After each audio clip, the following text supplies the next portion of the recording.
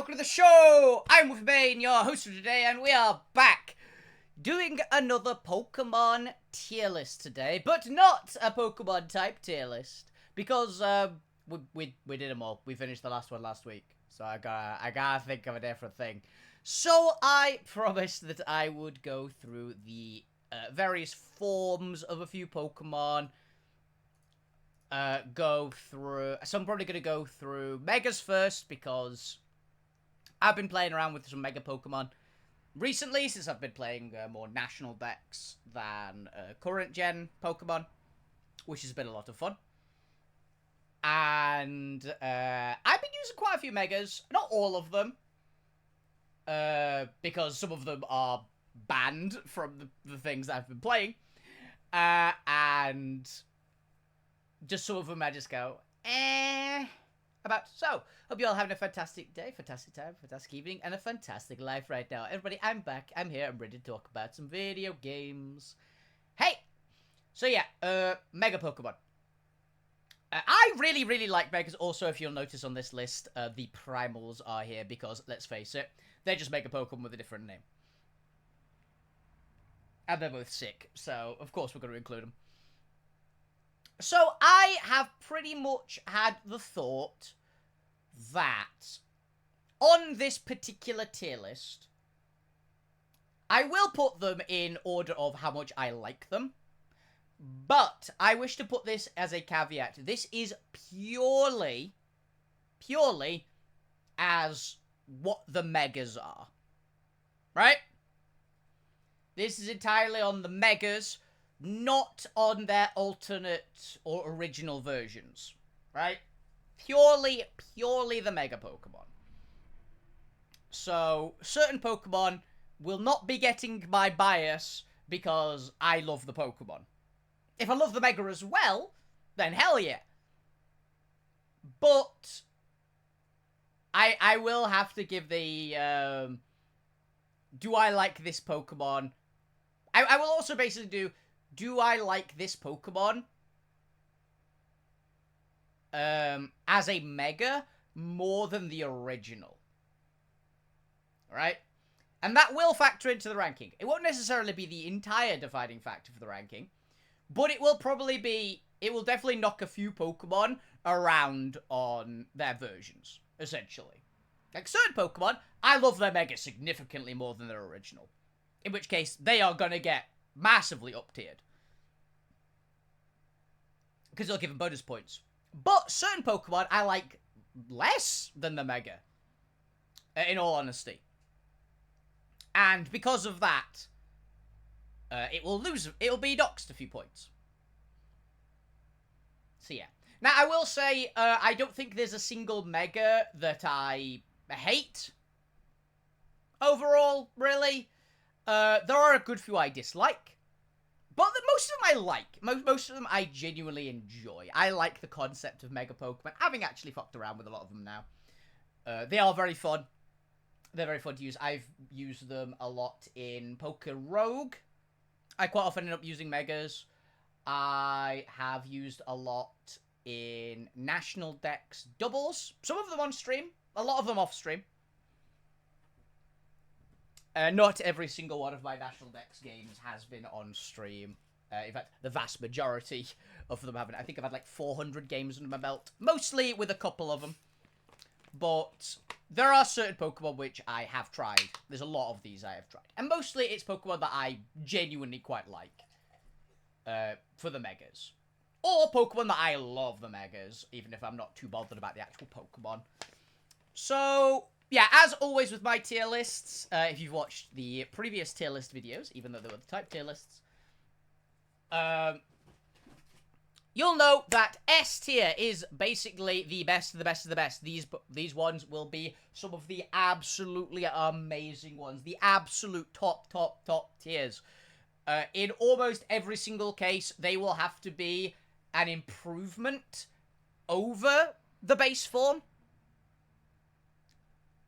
In almost every case. One may be getting through on bias. I already know one particular Pokemon is getting through into S tier on pure bias.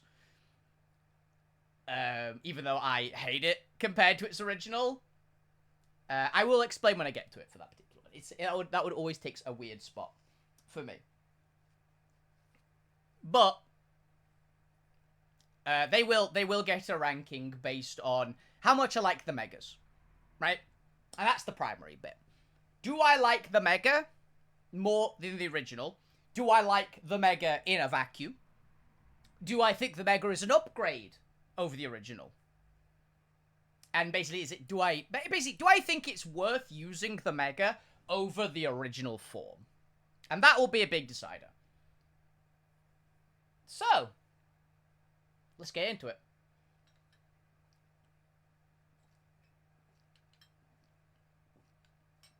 So, let's start with Venusaur, Mega Venusaur.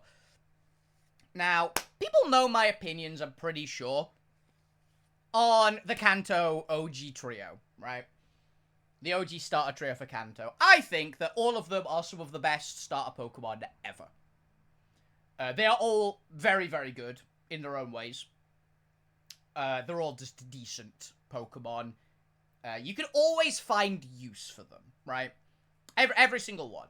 Venusaur is my least favorite of the Kanto trio, but I do still think it's a good Pokemon. I also do like, I believe it is the only starter Pokemon ever that has a second type in its base form. I genuinely believe that. I think Venusaur is the only starter they've ever made that has its secondary type in the first form. Mostly they get it in the second form. Well, actually, no. They nearly always get it in the third form. In a few cases, they get it in the second form. I believe Bulbasaur is the only one that is 2 types for a starter, right? Which actually did come up in Pokemon MMO when we were doing the Monotype run. Someone rolled Poison. They were forced to get Bulbasaur because it starts as a Poison type. And that was their starter. So it was interesting when we did the Monotype runs that one type... There were effectively 4 types that got an actual starter. Straight up. Were forced into a starter. For reference, you should probably have picked the starter anyway with the second form. Like, if you were flying, you should probably pick Charmander because you get Charizard and it's a flying type. But you didn't have to, because how our rules dictated, you got given a starter. So that you could have a Pokemon that was all the types the whole way through. And it had to be a triple evolution that kept the type the whole way through. So I believe the person that got flying type ended up with Zubat as their starter. I don't remember if they actually picked Charizard. I assume they do. But they were not a big fan of Charizard because they're kind of cringe. Not gonna lie. But Charizard's the boy, as you know. But yes, Mega Venusaur. I do actually prefer Mega Venusaur to Venusaur. But not by a ton. I like mostly that they gave it thick fat. That is generally my main thought on it. Thick fat on a grass type is awesome. And I do like it. Because grass type is the best type to get thick fat on. In my personal thought. Because I think that it's the only type. I could be wrong on this one. But I believe grass is the only type that is weak to both fire and ice. I think it's the only type. It's not the only Pokemon, for reference, that is weak to it. And grass types aren't the only ones. But I believe it's the only single type that is weak to both. I'm pretty sure that you can get Pokemon. Actually, I think there are Pokemon. Yeah, there's Pokemon that could be weak to both without grass type, I'm pretty sure. I'm trying to think of one offhand. Of what a combo.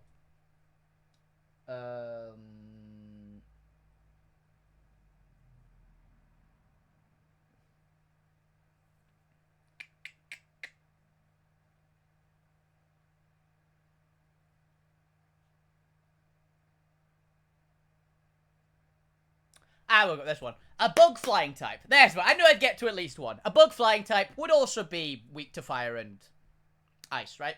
But I think grass is the only type that's weak to both.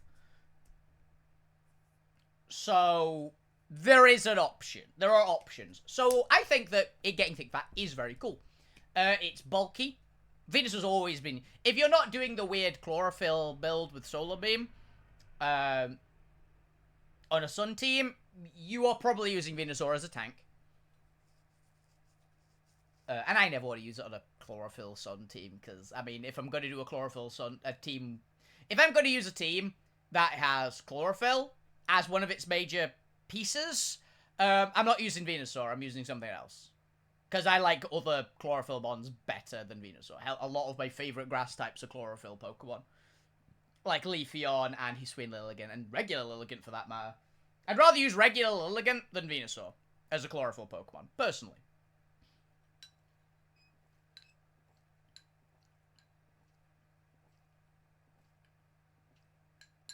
But Thick Fat Venusaur with Mega Venusaur does definitely have its place. So I think I will put it as a B tier. It mostly is getting points of, well, I'm not a crazy big fan of it. I do like how it works better than regular Venusaur works. I do think that. So, it gets a slight upgrade over the average bar. Just enough to scoot it into B tier, I think. I don't think it's bad. Now I will 100% say, you all know where these two are going. Mega Charizard X and Mega Charizard Y are both immediately S tier. So, Charizard is my favorite starter. It always has been, and it pretty much always will be. The only chance they've ever got of making Charizard no longer my favorite starter is if they make an absolutely amazing starter Pokemon that's a Dragon type. Pretty much. I think that's the only chance they've got to do it over Charizard. For reference, Charizard... I know Charizard is one of the weaker starters in terms of is it actually good. It's because it's very versatile. And they've tried to make it do a lot of things. It doesn't do one thing crazy well. But all of its Uber forms help it out, essentially. Every single one of Charizard's Uber forms has always been extremely good for one reason or another. Mega Charizard X is insane. For reference, it's basically a pseudo-legendary physical dragon. It has, I think, the same physical attack as Salamence. And the same speed as Salamence, actually. I believe it is 135 attack, 100 speed. Because Charizard, I think, retains its speed stat of 100 in both its forms. But it changes what it's good at. Mega Charizard X is the physical Charizard, and honestly, in my personal opinion... Mega Charizard X is what Charizard should have been, originally. Right? And that's why I think that they made Charizard X a thing. I think that this is what they would have done originally if they didn't have the weird dragon bias in Gen 1.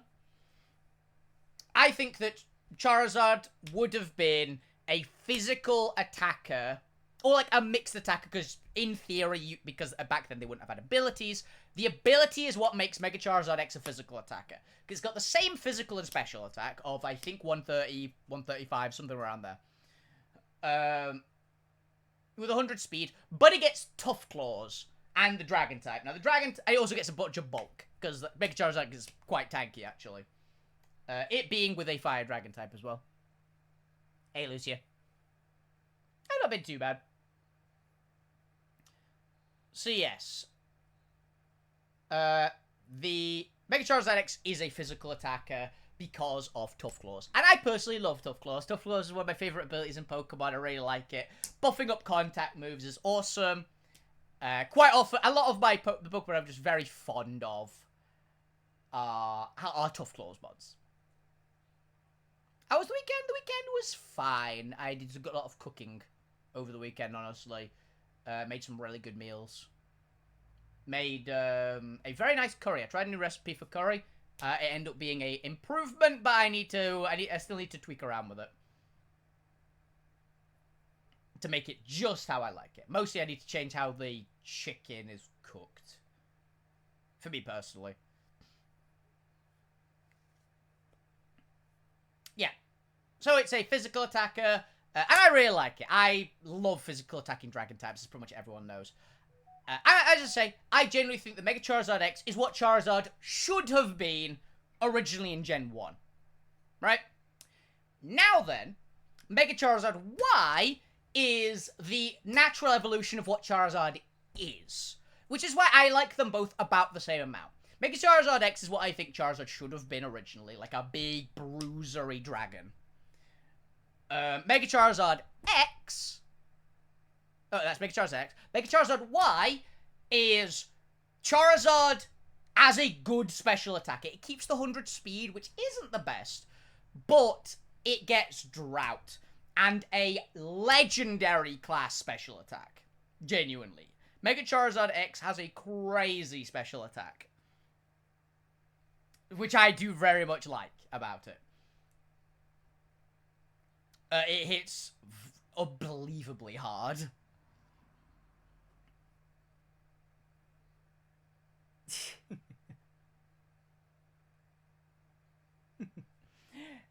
Yeah, Mega Charizard X will...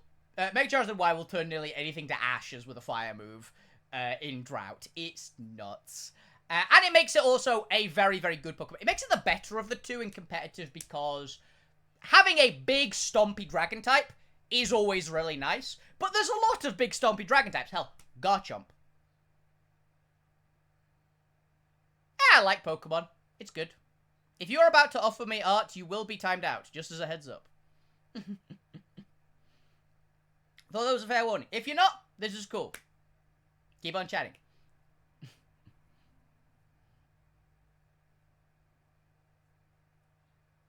But yeah, Mega Charizard Y nukes stuff, basically. And it sets up the Sun, which does other Pokemon good. For me, personally, it does lose out on a couple bits.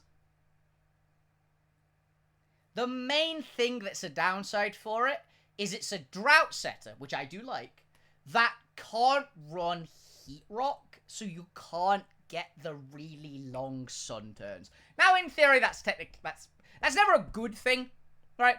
And also, it being a Charizard Mega, you can't run it with Boots, which is unfortunate because, spoiler, that's the reason Charizard kind of is, like, on the weaker side. Fire Flying seems like a great type on paper, until you realize they're both really weak to Rock, and Stealth Rocks and things like Stealth Rocks exist, which is a pain. Because Charizard is going to get nuked by them, and it's unfortunate, really. It does have okay bulk. It's got good special bulk. Not great on the physical side, then. Which is unfortunate. So yeah, for me, Mega Charizard Y, I love it so much, and obviously it's a strict upgrade. I don't use them, the Mega Charizards, as much as I should, because I run things that I like as well that fill the same role as Mega Charizard X. And because Charizard always comes in as Charizard, not Charizard X, it means that it's going to take the Rocks damage fully, rather than the Dragon-type Rocks damage, which isn't as much. Fire Flying is not a very good type combo because of Stealth Rock, pretty much. Otherwise, it'd be a really, really good type combo, genuinely. But it's a bit of a shame. I do wish that Flying type... I kind of get why they don't. I do wish that Flying types were immune to Stealth Rock. I kind of wish that Flying types were just immune to all hazards. Stealth Rocks is the only one that gets around it, which is kind of fair because it's supposed to go against flyers. That's the point. But I don't really like it. I wish it didn't, essentially. Generally, if Stealth Rocks didn't, then Fire Flying would be a very, very good typing. Because, yeah, it's got the quad weakness to Rock, but so does Volcarona, and you don't really see it caring that much. But again, Volcarona doesn't have a Mega, so you always run it with Boots. You see where I'm getting at?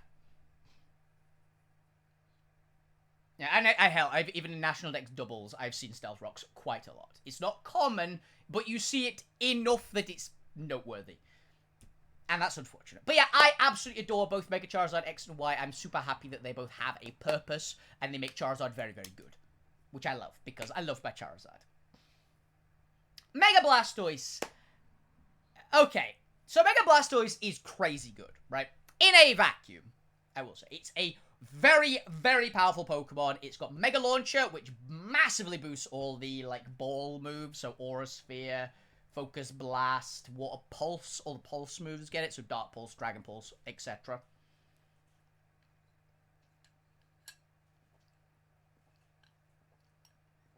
Monstrous Bulk. Water type, which is a very, very strong type. And I think it looks neat. But I will say, I don't really see it. I know that this Pokemon is very, very strong, but everything about it is just boring. Genuinely. Its design's neat. The fact it gets Mega Launcher is neat. But it's incredibly boring. Like, nothing about it makes you go, oh, I want to use this. Mega Venusaur is, ooh, I can see a fun way of making this just kind of work. Both Mega Charizards like, oh, I know immediately how this is supposed to go. This is going to be cool. Mega Blastoise, I wish they did it with a different Pokemon. And I wish they did something else with Blastoise. Like, this Pokemon is there to Shell Smash and sweep you with launcher moves. Right? You can run it other ways. I've seen people try to run it other ways. They've always lost if they tried to run it a different way. To be honest, they've usually lost if they run it the first way as well, because I target it down because I know how dangerous it can be. But I don't really think this thing is that scary. I know it's very, very scary, but it's just kind of dull. And that I don't like about it. It doesn't give you any options to work with anything else in an interesting way. It's just there as a pretty damn good Pokemon. But it's not an exciting good Pokemon. Which, to me, I don't dislike it. It's not disappointing Mega. It's not a disappointing Mega. But it's going in cool, I guess. Because it is cool. For reference, Blastoise is my second favorite of the original 3 starters. And the Mega is probably the strongest of the 3. Of the lot of them. But I just think it's dull. Genuinely, I think it's a very dull Pokemon. I wish it did something else. I don't know what I wish it did, but I wish it did something else. Because Venusaur, they took it in an interesting direction by giving it Thick Fat, basically neutralizing 2 of its big weaknesses. Charizard, they either made it a bruisery physical attacker that was an interesting take on Charizard, because normally it's a special attacker. Though you can run it, I do run for Charizard physical usually, because of its better move pool for physical, but that's an entire other thing. And then Mega Charizard Y is a Sunsetter Pokemon. Every Sunsetter Pokemon is good just by dint of being a Sunsetter Pokemon. With Drought. So, they're all very, very good. And they have a unique thing. The others you can kind of build your team around. Blastoise is just strong, but boring. So, that is why you get there. Mega Beedrill, I'm gonna be honest, I fucking love Mega Beedrill. I like Beedrill. I've always had a soft spot for the little bastard. It's not a very good Pokemon by default. But Mega Beedrill is a legitimately good Pokemon. It gets adaptability, which is good. It actually has a very strong attack stat. It's got one of the lowest special attack stats of any bug type, which I find very funny. Because basically, with Mega Beedrill, they just cranked Beedrill to just be the glass cannon. And I respect that. Is it particularly crazy? No. But it makes Beedrill usable. And that on its own gets it to A tier for me. I really like it. I also think it's got a sick design. I love the, like, very focused, sharp design for it. I think Mega Beedrill slaps. So it is a comfortable A tier and is very deserving of being an A tier. I love the Pokemon. It's great. Mega Pidgeot. For reference, I haven't run Mega Beedrill outside of Pokerogue. In Pokerogue, it was very fun to use. I've seen a couple of people try to use Mega Beedrill, and it's always been a joy to play against and to play. There's just to give a bit more hype to this Pokemon. It's a really fun one. I highly recommend giving it a try. I haven't gotten around to it purely because I haven't gotten a team that I go, I need a Mega Beedrill on it. But I will some point use one in an actual Pokemon team, and I think it'll be a lot of fun. Mega Beedrill is sick. So yeah. Love Mega Beedrill. Mega Beedrill's great. Mega Pidgeot. I love Mega Pidgeot for one reason. One reason. It gets no guard. That is it. I think Mega Pidgeot is cool. I've never been super thrilled about the Pidgey line. It's always been... It's been, you know, fine. It's fine.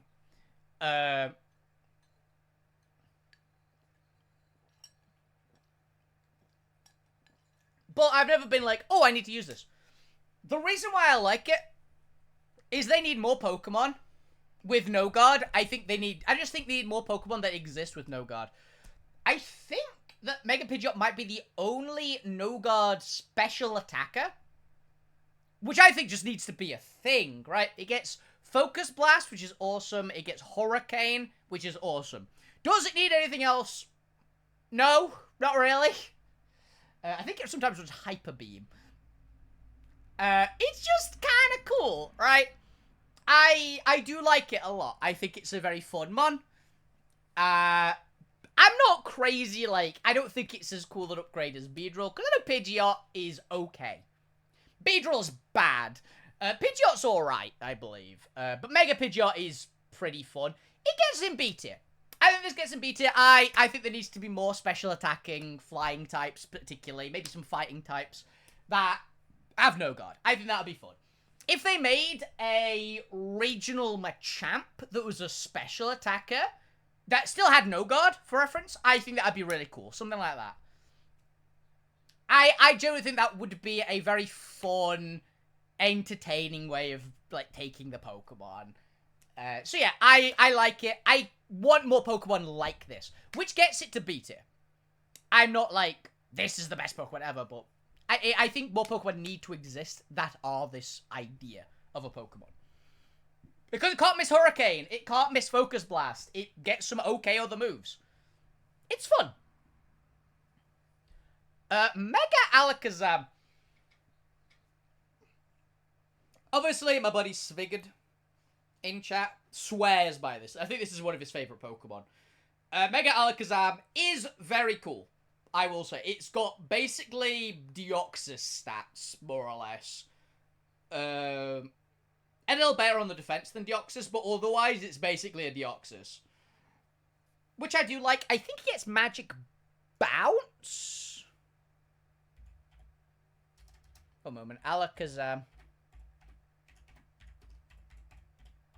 Either gets Magic Bounce or Trace. I don't remember what it gets. It gets Trace, yeah. Oh, it's Hidden Ability Magic Guard on regular Alakazam. That's what I was thinking. Yeah. So, it gets Trace, which means you can do some very disgusting things. I saw someone running a Simple Beam team who Simple Beamed one of my Pokemon and then swapped in their Alakazam. And I knew they were going to go for the Mega Evolution to get Simple on their Alakazam. If memory serves, I swapped in front of it. Because obviously I knew what they were going to try and get because they'd gotten Simple. And I went, ooh, I see what you're doing here. And I swapped in something that was completely useless on it. It might have been Baxcalibur or something like that. So it got Thermal Exchange, which isn't great on Alakazam. So, yeah. Bit of a weird one. By the way, personally, I think, just as a side note, Game Freak, can you please make Baxcalibur's Thermal Exchange get a attack boost from being hit by Will-O-Wisp, please?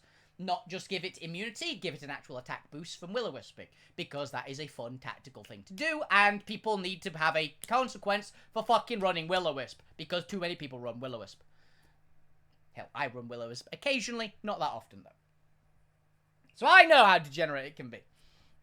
Mega Alakazam is a very, very interesting Pokemon. It suffers from the same kind of shit that Mega Blastoise does for me, unfortunately, where it is cool and it is very powerful, objectively so. And I do like it over regular Alakazam, and Alakazam's pretty cool. but it doesn't make me go, oh, I need to use this right now. It's just good, but it's good in a kind of boring way. What it does get over Blastoise is there's ways to make it fun and wacky, which means that it is getting above Mega Alakazam and above Mega Blastoise. It's actually getting above Mega Venusaur as well. It's not getting over Mega Pidgeot. I do like Mega Pidgeot's idea a bit more than Mega Alakazam, but the fact, for me, Mega Alakazam would probably go up a tier if a ability existed that was effectively special attacker huge power. If that ability existed, for me, Mega Alakazam would be upper tier. Genuinely. I would be so down if that was an ability, because then you could, like, skill swap shit around a lot better. And I think that would be very, very fun. It would be degenerate, but it would be fun. Also, I think Mega Alakazam gets Expanding Force.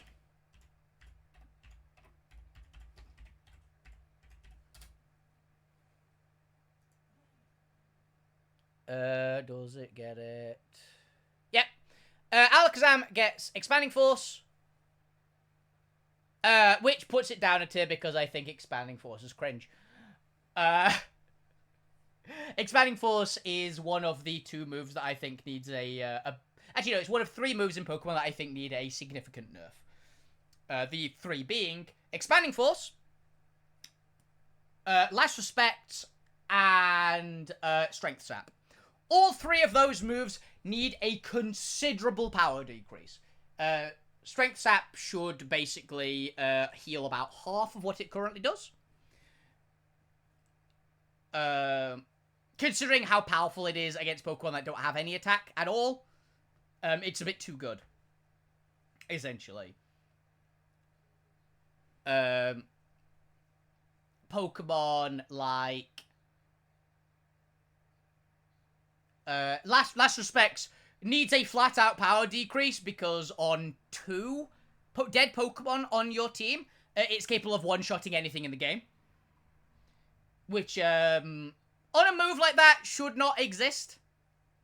It should be, at minimum, halved in power. For me. If it was 25 power, and it increased by 50% each time of its base power, I think that's fair. Genuinely. I think that's alright. I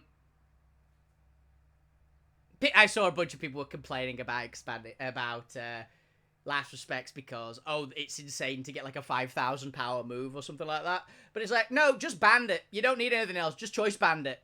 Choice band that thing with Stab. It's basically like 500 power move. That's more than enough. You can one-shot like an Arceus with that amount of damage easily. So you don't need it. When there's only options are run a massively bulky Dark type or a normal type to just ignore the move. The move is too good. And particularly when it's can be put on something like a swift swimming Basculegion, for reference. And the last one is Expanding Force. It probably needs its power cutting by a fair amount. I'd say if it was base power 40 and then got all the buffs, it would probably be fine. Yeah, I'd say 50% buff, do that and again. And then it has all the craziness it gets from being in Psychic Terrain. Which I'd think then it would be fine, because it would still hit, like, it would hit as hard as a double edge on both Pokemon, which is still nuts. So, yeah, it doesn't need what it gets. It's a bit too good. And it's not bad outside of Expanding Force. It's basically a Psychic. Actually, no, it's a Extrasensory. It's Extrasensory, which is not a bad move that you would consider using on a Pokemon anyway. So, yeah. Bit weird for me, that.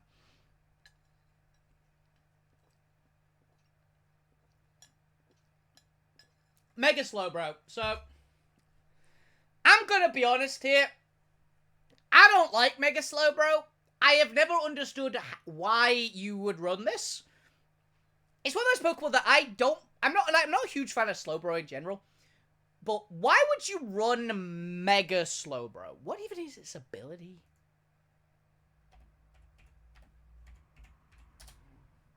Again, shell armor, yeah. It loses regenerator to get shell armor. I don't think that's worth it. It's a lot tankier, I know, but...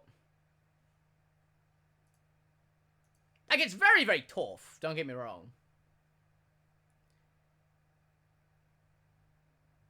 Yeah, Mega Slowbro has 180 defense, which is insane. 80 special defense. 130 special attack, which is pretty damn good. 95 health like regular Slowbro.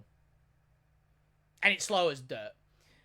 But I think I'd rather have... Like, I'm not a huge fan of Slowbro, but I think I'd rather have just a Slowbro. To be honest, Regenerate is really good. So yeah, I don't really get Mega Slowbro. I think it's a downgrade over the original.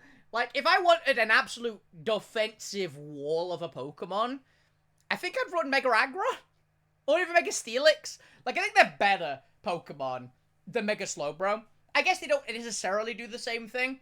But I think I'd rather have a normal Slowbro with leftovers than a Mega Slowbro, personally. I think it's a downgrade. Maybe there's something about it which makes it better. I don't know if you're going to use that... I don't know if it can get Expanding Force, but if it can get Expanding Force in a Trick Room team, which is, by the way, the ultimate level cringe team. Sure, maybe it'd be cool. But no, I don't like it, and I think... Just from regular Slowbro. I'm not even a big Slowbro fan, but run Mega Slowbro, I guess, as a joke. But if you want to run a Slowking, I guess. Yeah, I'd rather run Slowking than both of these, for reference. But I don't get why you would run Mega Slowbro over Slowbro. I think regular Slowbro is probably better. It might not be, I might be completely wrong. But every time I've seen Mega Slowbro, it's been kind of like there. And it's not really done anything. It's... I don't know. It's weird. Mega Gengar, I know, is insane. I know Mega Gengar is an absurd Pokemon. I think he gets Shadow Tag.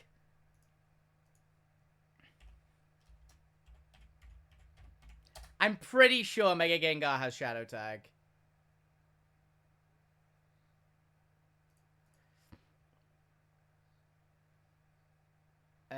Yeah. Mega Gengar has Shadow Tag, which is why Mega Gengar, for reference, is one Pokemon I will probably never use, because it's banned in nearly every single format I can find.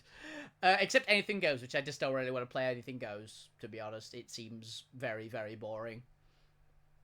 Yeah, I'm not really bothered about playing Anything Goes personally. Shedinja's in there, Calyrex Shadow Rider's in there. Both Koraidon and Miraidon, I think, are in there in National Dex doubles as well. My boy Mega Rayquaza is in there, to be fair, but... And I do love him, but I'm not that bothered, personally. So yeah, Mega Gengar is obviously up there as well. Mega Gengar is really, really, really, really, really good. Everybody knows it is. It's stupid fast, it hits like a freight train. And it has Shadow Tag. This thing is insane. And I do like that it has a very different vibe from regular Gengar, and it's very, very good. It's getting A tier. It doesn't quite hit the S tier for me, because I'm not super like, oh, I need to use this. If it wasn't banned in everything, I would probably consider using this, and it might get to S tier. But the fact that it's a little too good at everything it does, unfortunately means it loses out on some points. Because it unfortunately just is too powerful, because I'll never end up using it, which is sad, because I think Mega Gengar is very, very cool. Also has an amazing shiny, can I say?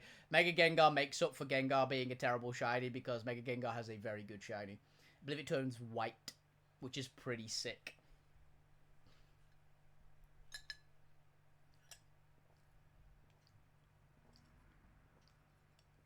Mega Kangaskhan. So, there's a weird bit. Mega Kangaskhan, I have used before, right? I admittedly haven't used it in its heyday, where it was one of the most broken Pokemon ever. Because it's been nerfed into the ground. And there's just good options against it. I am not that bothered. I do quite like Kangaskhan. I have a bit of a soft spot for Kangaskhan. I used one in, when I was going through, on my own terms, just all the regions in Pokemon Go. I was mostly using Pokemon that I hadn't particularly used, or I've used like a couple times to get through the game, right? And one of the Pokemon that I was going to use, I basically went, I'm going to use a normal type Pokemon on my team. I tried Snorlax first, didn't really like Snorlax in casual Pokemon. Great, love it in competitive, but not in... Going through a game, I'm not a huge fan of using Snorlax in a go through the regular Pokemon games, right? Just a thing. For me. You love using it in PvP, though. But not in PvE. So, I did try Kangaskhan, because I believe I was going, I'll either use Kangaskhan or regular Tauros, whichever one I managed to catch first. I think I wanted Tauros more, but I ended up getting the Kangaskhan first, so decided that's the one I'm going to use. Excuse me. And it is very cool. I had a good time using it. I had a really bad nature, if memory serves. I think I got modest or something, like strictly bad. But I did try it, and it was pretty fun.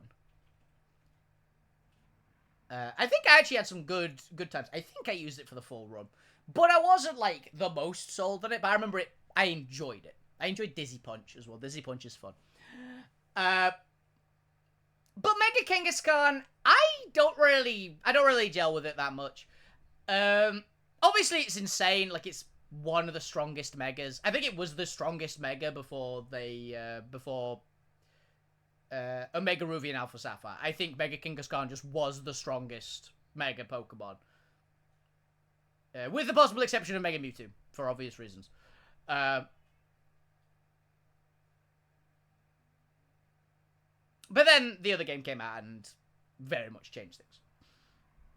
But Mega Kangaskhan, since I don't really gel with it as much, it's getting in C tier, probably again above Blastoise, because you've at least got some tactics to do with it. And the other problem I have with Mega Kangaskhan is how Parental Bond works. Now, after all these crazy nerfs it's had, it's not that good. Comparatively, they finally nerfed it to the point where it's okay.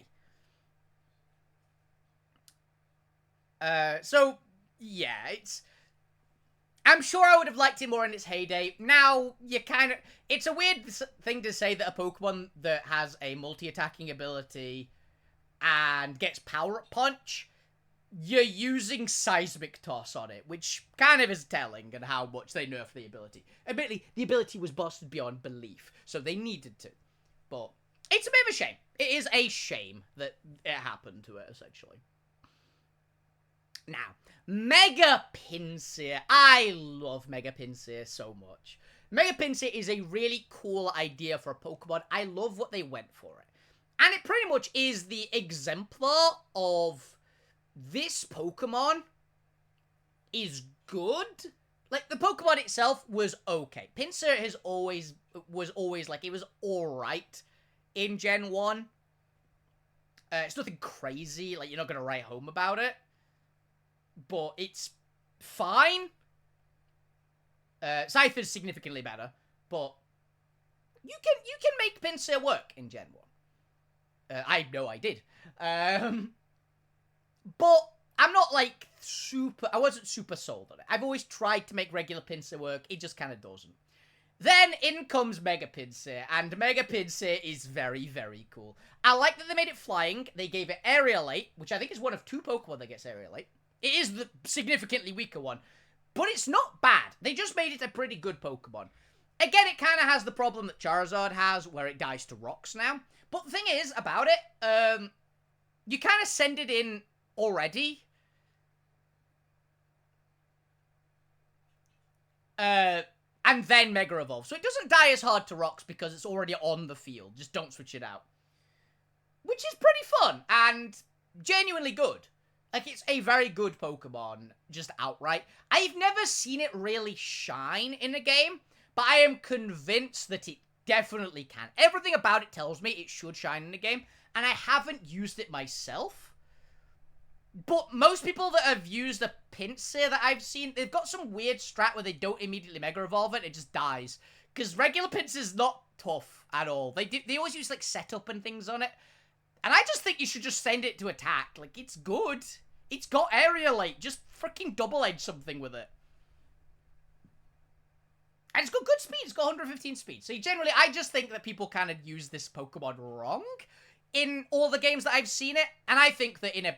Not necessarily in my hands, but in the hands of someone who is better at Pokemon than whoever I was playing against who used Pinsir, which I can only assume you're using Mega Pinsir. Why using regular Pinsir on its own in National Dex doubles? Even though none of you actually Mega Evolved it. It's weird. Okay. Yeah. So I just think I was up against some bad players. I'm convinced this is a really cool Pokemon. And I think its design is great as well. And Aerialite is fun. So I will put Mega Pinsir actually up in A tier, higher than Mega Gengar. I really like it. Gyarados to Mega Gyarados. Now, I've got a weird thing with Gyarados. I love Gyarados. Everybody knows I love Gyarados. It is my second favorite Gen 1 water type, and it's one of my probably top 5. I think it was one of my top 5 favorite water types. It's up there. It's definitely top 10 favorite water types. Probably top 5, but I can't remember off the top of my head. Most of the others that might beat it. I can think of 3 offhand that I think beats it. I'm trying to think of a 4th. And I can't. Oh, no, I can think of one that beats it. Is it my 5th? Is it my 5th favorite water type? I think it is.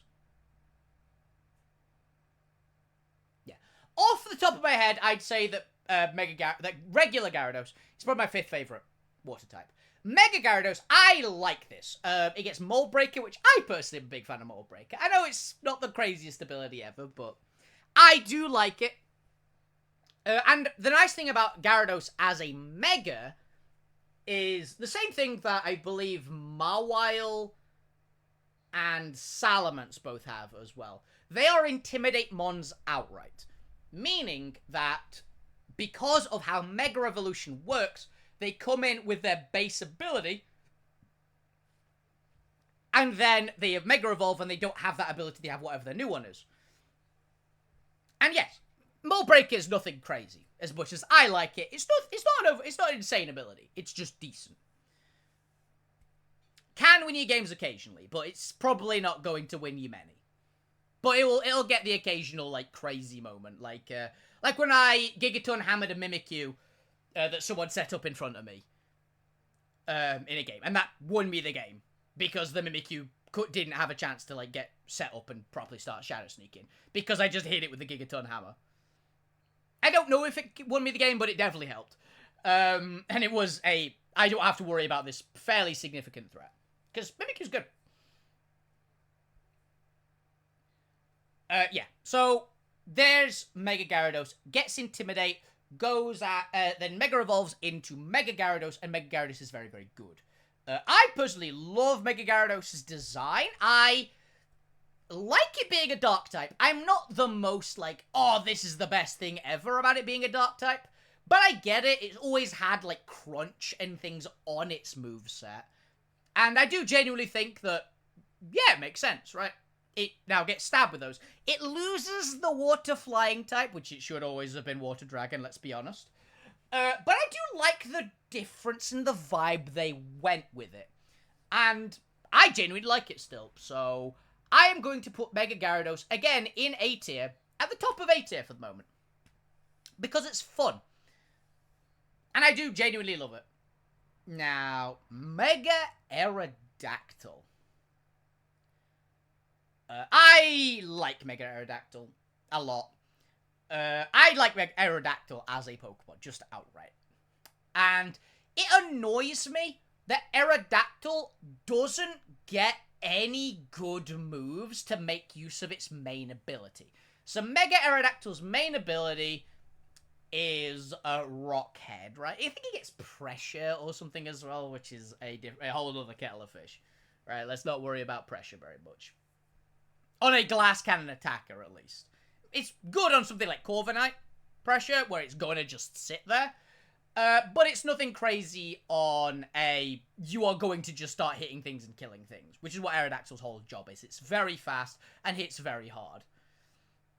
Oh, hits pretty hard. It's nothing crazy. But with rock flying, it's got a good typing as well. Like, it covers a lot of its weaknesses quite nicely. One moment, guys.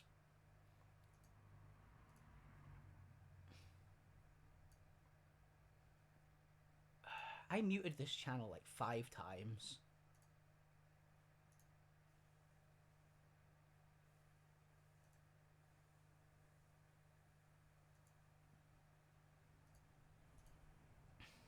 Sorry, it's a friend chat of mine.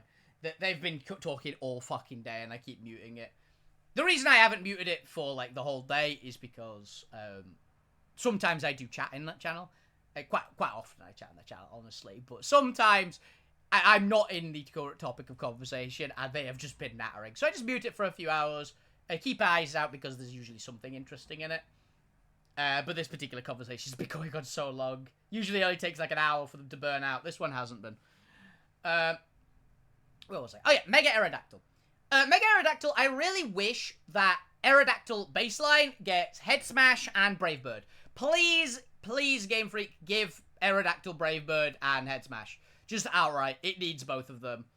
Or at least one of them. Give it at least Brave Bird. Like, come on, guys. Really? It doesn't get Brave Bird? It's the Rockhead flying type. Come on, give it. I think its best move it gets is Double Edge to make use of Rockhead. It's just not very good. Oh, it gets Unnerve as an ability as well, which is okay. Which is okay. But yes. Aerodactyl. Mega Aerodactyl, though, gets Tough Claws. And as I said, Mega Charizard X, I really like Tough Claws. It is one of my favorite abilities in Pokemon because it boosts the power of contact moves by 30%, which I really, really like.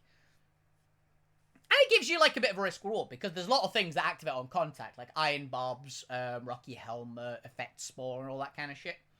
So, I like that kind of risk-reward kind of bit going for it. And the contact moves are very fun as well. Like, there's Accelerock, which we can't get, admittedly. There's Accelerock, Flare Blitz, Double Edge, Head Smash, Crunch, Dragon Claw, all the nice fun moves that you love to use. Which I really, really like. Obviously, it's insanely fast. It's 150 speed, I believe. Got good attack now. I think it's 130, I think. 135, something like that.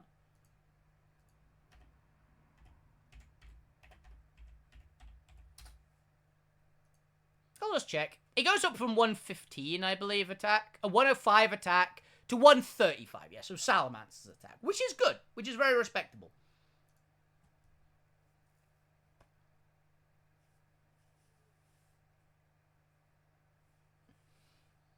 So yeah, it is a fun mon. It doesn't quite get up to S tier, unfortunately, because its design isn't the best. It's not bad. It kind of always reminds me of one of the old Spyro dragons, like one of the Elder Dragons from Spyro.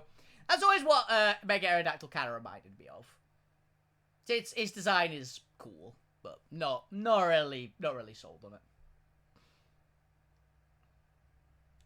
Mega Mewtwo X and Mega Mewtwo Y. Now, Mega Mewtwo X, I'm going to just put this straight up. Mega Mewtwo X is a cool Pokemon. It is A tier.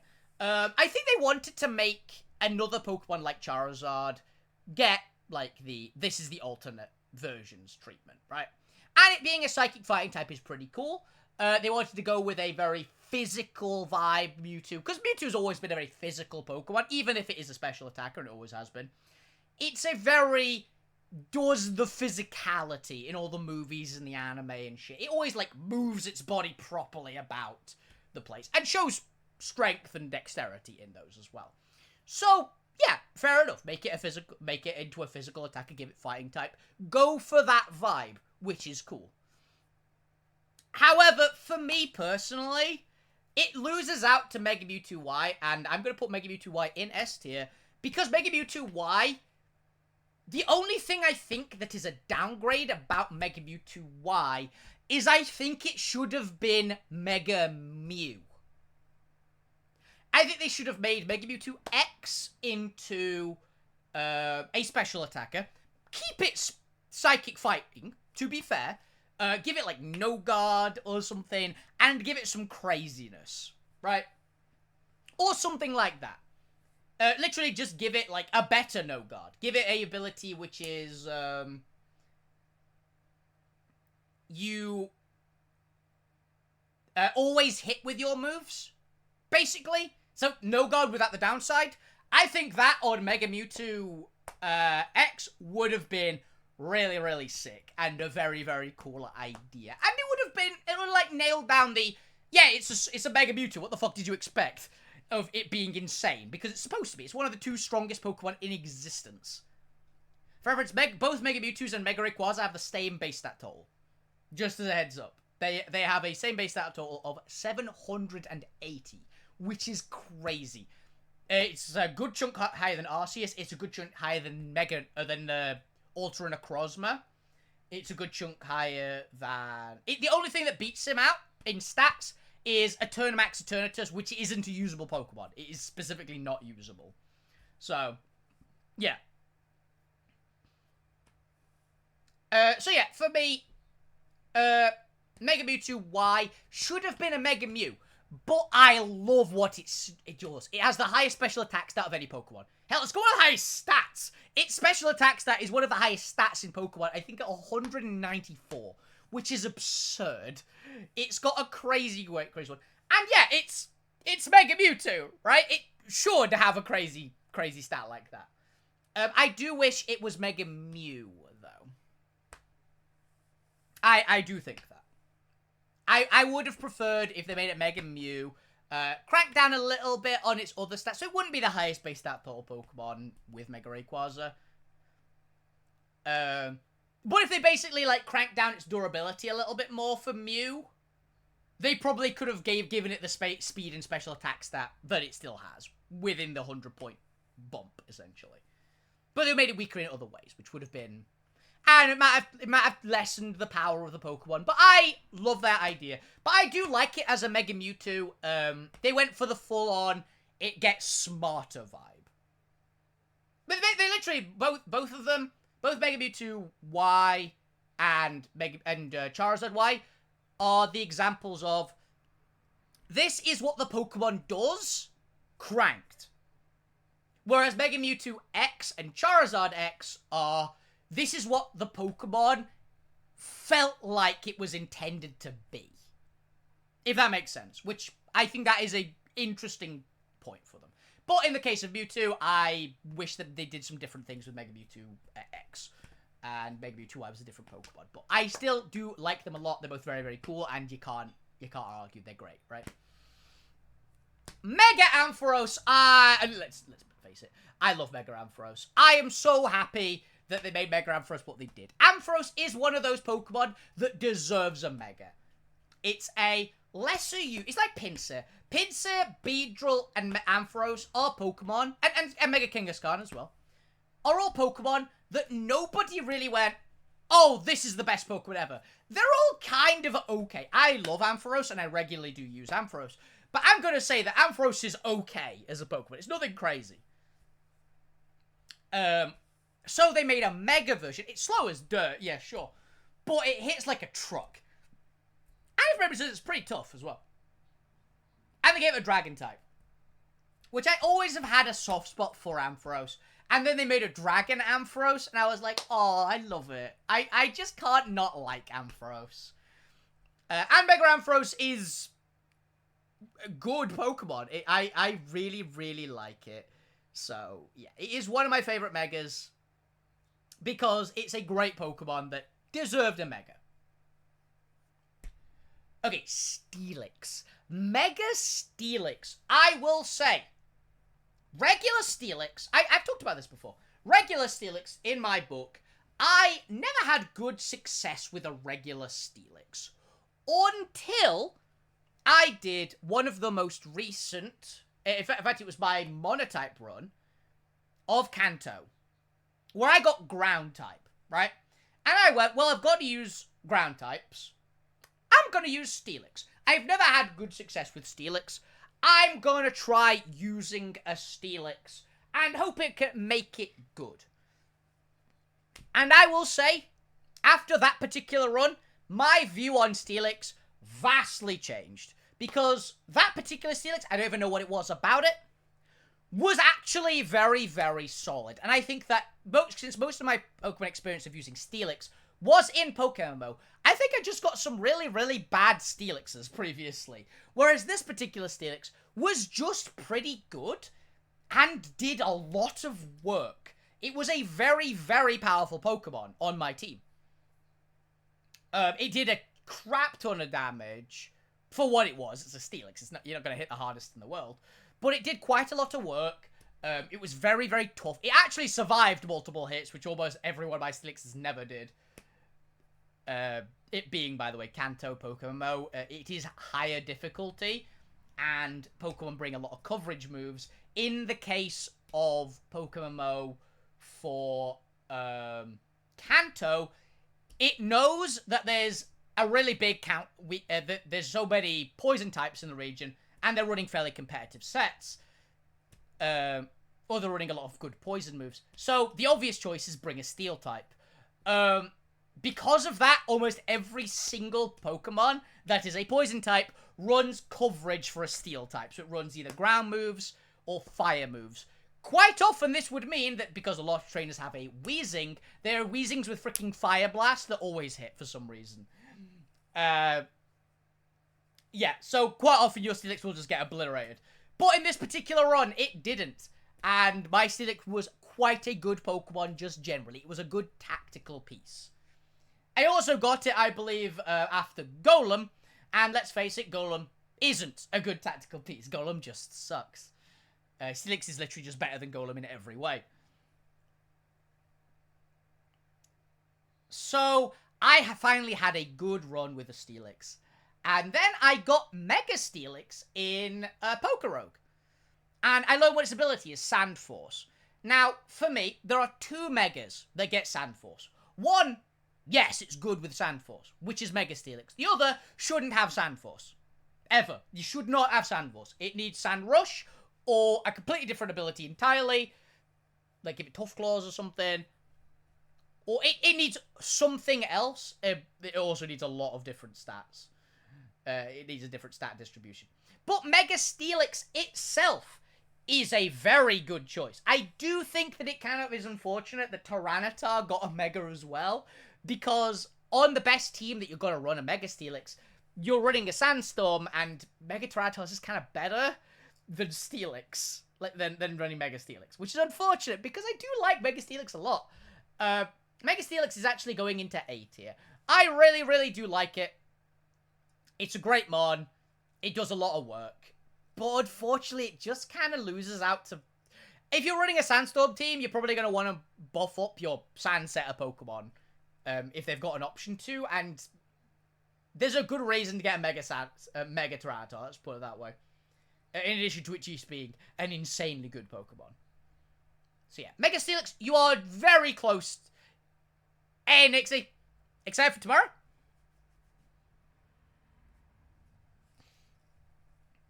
Oh yes, if anybody didn't know, by the way, I am running a TTRPG stream technically tomorrow and next Tuesday in Dark Heresy. There is character creation going on tomorrow, and then on next Tuesday, which will be the 12th, there will be an actual session. We'll be going for a few hours, so if it doesn't end up being finished, we'll run it on the next Tuesday.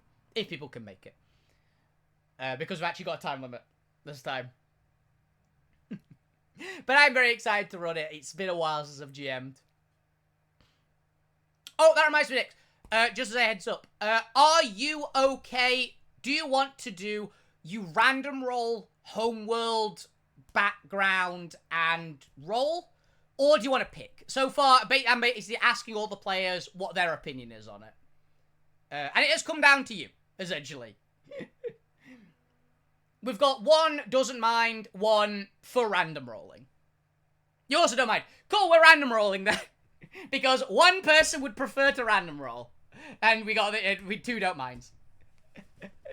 Yeah, it's gonna be basically random roll. I spent, like, very happy I spent the time. So by the way, just heads up for the little bit of time I spent. If you want everyone to say behind the curtain. I did an entire random roll tables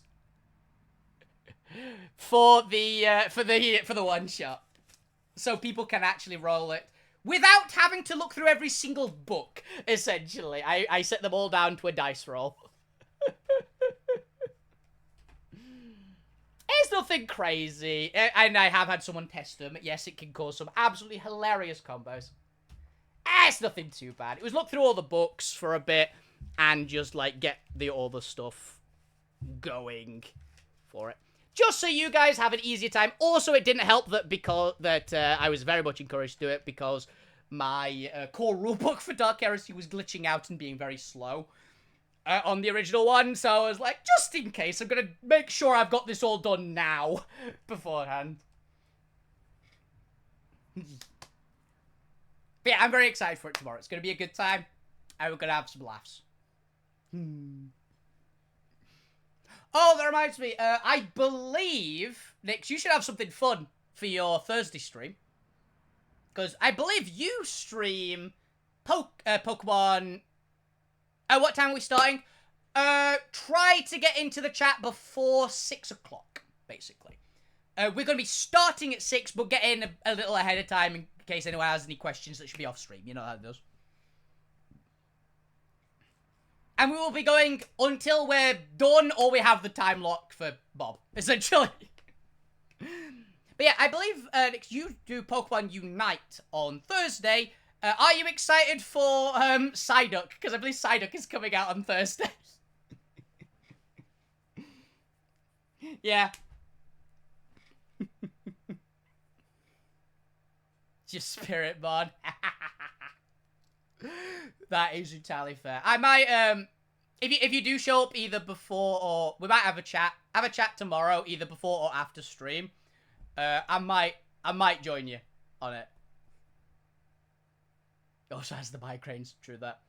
I might have to join you for Thursday, if you're up for that. I don't know, I want to know how you do and what you do in them, but... Because I usually don't get a chance to play afterwards. Yeah, it could be a good bit of fun. He told me that he sometimes joins us. It's like, I haven't played Unite for ages. So, it'd be a good laugh. Yes, anyway, back with the tier list. So yeah, I do love Mega Steelix. A lot. Mega Scizor, let's face it, Mega Scizor's just cracked. I really, really like it. Scizor is a Pokemon that didn't need a Mega. For reference, regular Scizor is already crazy. But I am happy it got a Mega. And I'm actually kind of hoping that Kleavor gets a Mega because of it as well. I think Mega Kleavor would also go kind of hard. But Mega Scizor, what can I say? It just slaps, right? It's Scizor, but bigger. I know there's also an argument of whether Mega Scizor is better than regular Scizor with, like, a choice band or something. And I can see both arguments for it. But Scizor is fun. It's a fun mon. I always like it. I always like running it as well. It's just great. You're never upset with Scizor. That's all I can say on it. You can't hate the mon. Also, it is the single best Fluttermane counter in existence. I'm going to be honest. As much as I love Elphaba, my beloved little Fluttermane.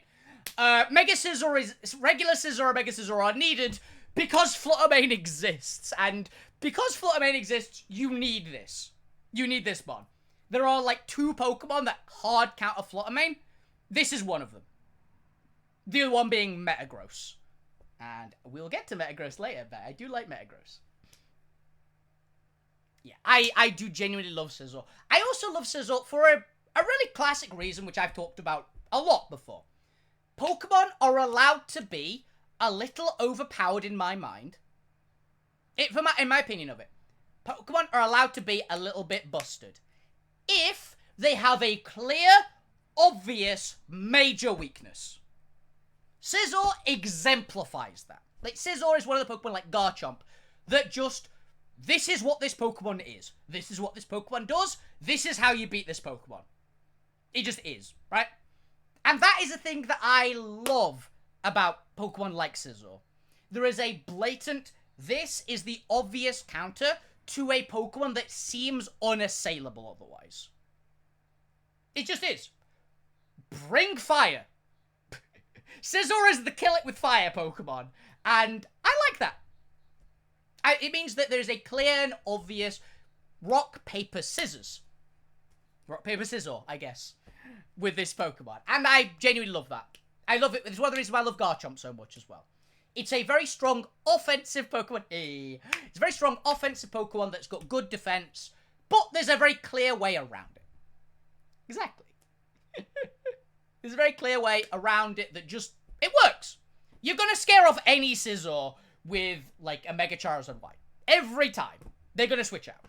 Unless they can't switch out, in which case the Scizor is about to get obliterated. Which is fun. You know, I do very much like that. And that's one of the things that I like the best in Pokemon, is where a Pokemon has a clear counter. Which is one of the reasons why I like Fluttermane as well, because there is a clear counter. Priority physical attack. Preferably Steel if you can get it. Or Trick Room, because Fluttermane is absurdly fast. So, flip it. It's fine. It's why these things exist. It's why I think that Calyrex Spectria is too strong with Terra. Only with Terra. Calyrex Spectria is fine without Terra. It's insanely powerful, but it's got a clear answer. Because it's got 2 quad weaknesses. Without those 2 quad weaknesses, it's basically invincible. It's why it's in Anything Goes. It's a normal Pokemon in Anything Goes, which is kind of shows, doesn't it? Mega Heracross, one of the highest, if not the highest, attack point Pokemon in existence. I love this thing, I'm going to be honest. I have never used it, and I've never had a huge inclination that I want to use Mega Heracross. But I like that it's a little Rhino Beetle, because I've always had a soft spot for Rhino Beetles, right? Oh, is it a Rhino? What the fuck is it called? The big stag beetle thing. What the hell is it?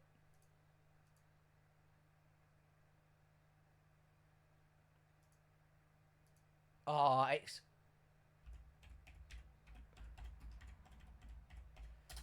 What is it called?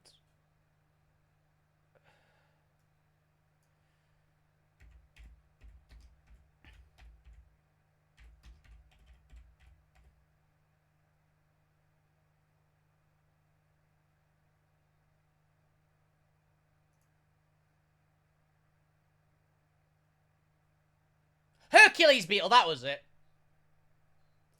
Now, there is a particular type of beetle that Mega Heracross is based on. It's a Hercules Beetle. Which is why it has, like, the huge horn at the back instead of, and the little one at the front. Look them up, they're really cool. And yeah, I love that beetle. I think it's a really cool one. It's not my favorite type of beetle, but I have a soft spot for it. And they made Heracross that kind of vibe, which is like, it's cool, right? It's just fun. And it's got an absurd attack stat, which is also fun. It's got nothing else really crazy going for it. It's not the best Pokemon ever. It's bug fighting, which means it kind of dies to flying immediately. But I'm sure there is a way to make this thing go hard, and I like that. I don't know what its ability is. What is your ability?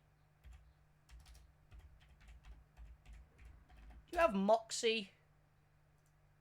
Like your base form? Skill Link, that was it. I knew it had something weird. So yeah, get Skill Link. Skill Link is basically any multi-hit move you use is guaranteed to hit to the max. I don't know if there are any crazy fighting moves or bug moves that can really make use of it, but I know it gets some really cool other moves that it can do. I'm pretty sure it gets Icicle Spear, for instance. So it's kind of fun, right? It's a fun mon. Would love Heracross to come to Unite, by the way. I think that would be a very, very good one for Unite. It's not the bug I'm most wanting to come to Unite. I want Volcarona really, really much to come to Unite. But I'll take what I can get. And yeah, I think Mega Heracross is cool. I would put it a comfy B tier. I put a solid B tier. It's a fun mon. I like it a lot. Mega Houndoom. I actually like Mega Houndoom for a really weird reason. This is the Pokemon, in my mind, that solar power works the best for, right? So, for reference, if anyone doesn't know, Charizard, regular Charizard's hidden ability is solar power. Which is basically, in the sun, it gets a 30% special damage boost, but it's gonna drain its own health every turn. Basically, it's got Life Orb, but it's got the ability Life Orb, essentially. Which does stack with Life Orb, interestingly enough. Though you shouldn't do that ever, because it will kill your Pokemon in about 3 turns. But Mega Houndoom is the Pokemon that should get it, right? Charizard doesn't really work. Charizard is super squishy itself. Houndoom's not as squishy as Charizard. Partially because of its typing. Fire Dark is a much better typing than Fire Flying.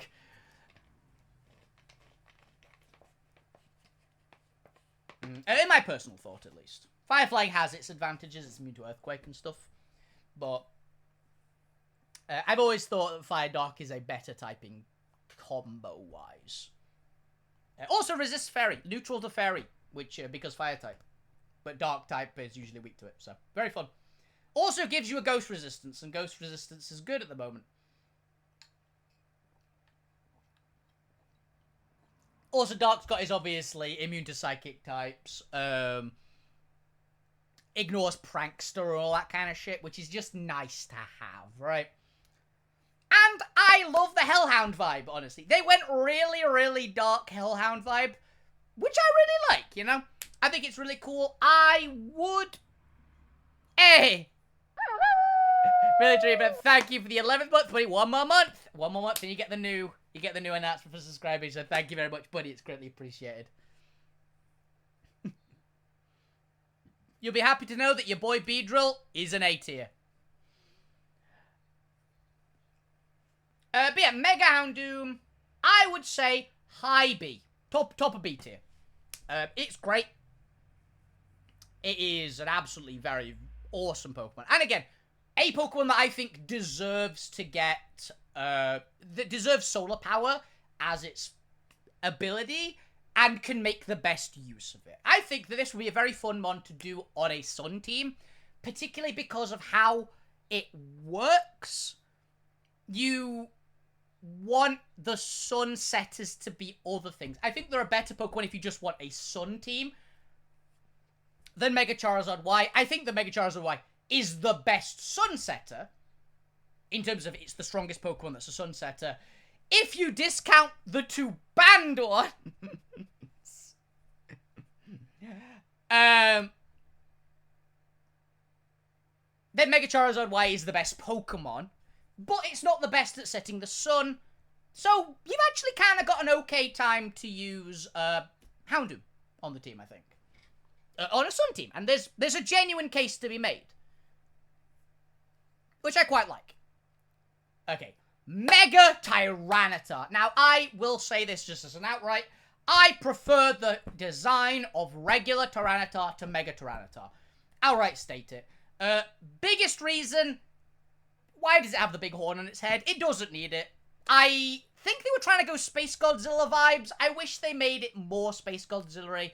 Because the horn is supposed to be like the crest of Space Godzilla, and the big spikes on his back, and kind of like the crystals on Space Godzilla. It doesn't really work for me. I like the design of Tyranitar more. However, Mega Tyranitar is insane. So let's be honest here, it's a Tyranitar for outright. Tyranitar is one of the best Pokemon ever, just as an outright statement. It is always good. It's always solid. It's one of the strongest Dark types ever. And considering that Tyranitar has one of the worst types as a combo in Pokemon, Rock Dark is a terrible type combo. And Tyranitar is still as dominating a force as it is, where it's never a bad choice. It's kind of great, right? It's impressive that it's as good as it is, despite its typing. If it had a different typing, it would be broken. It would be insane. So, Mega Titar, great Pokemon.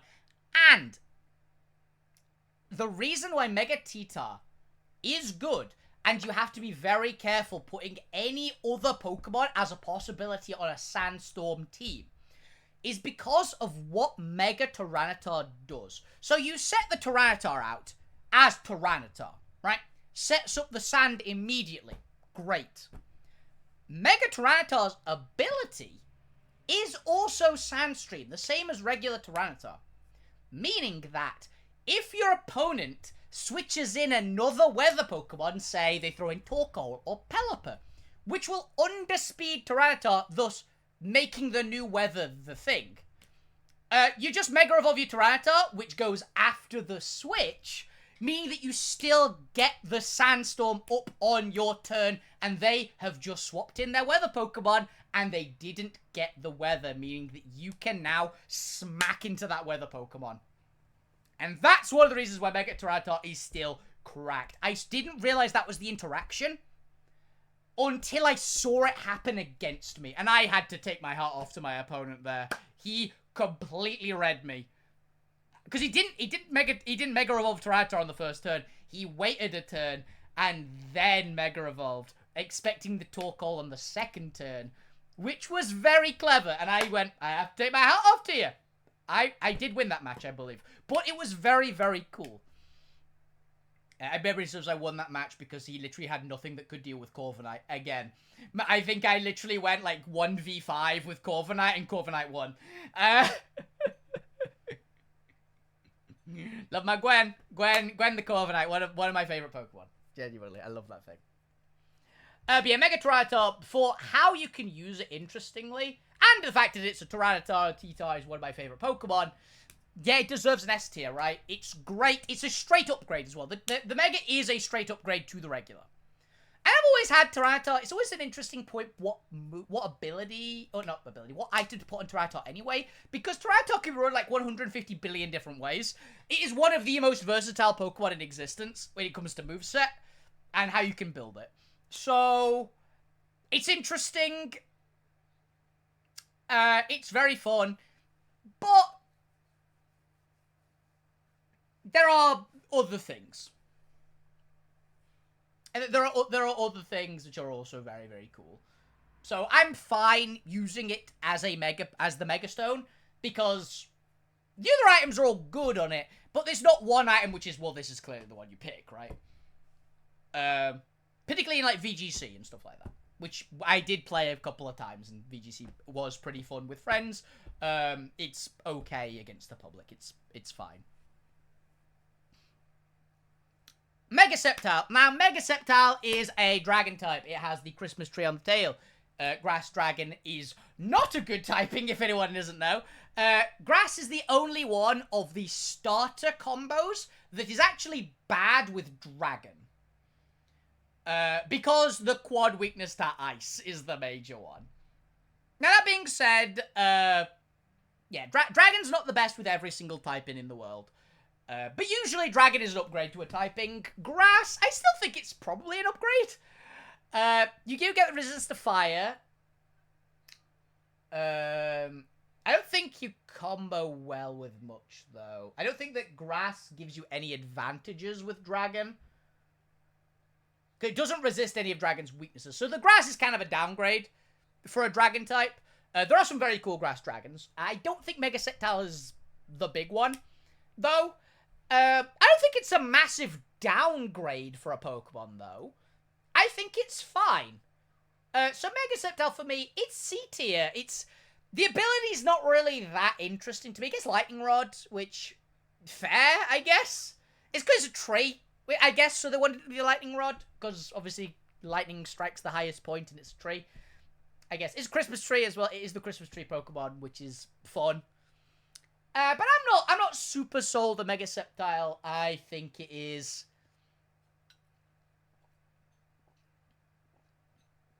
Yeah, I don't know. I like it as a dragon type. I think it's a cool dragon.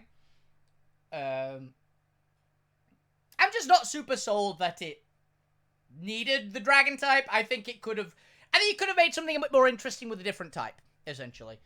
Like, say if you'd have given Mega Sceptile electric, I think that would have been kind of cool. I think that would be pretty fun.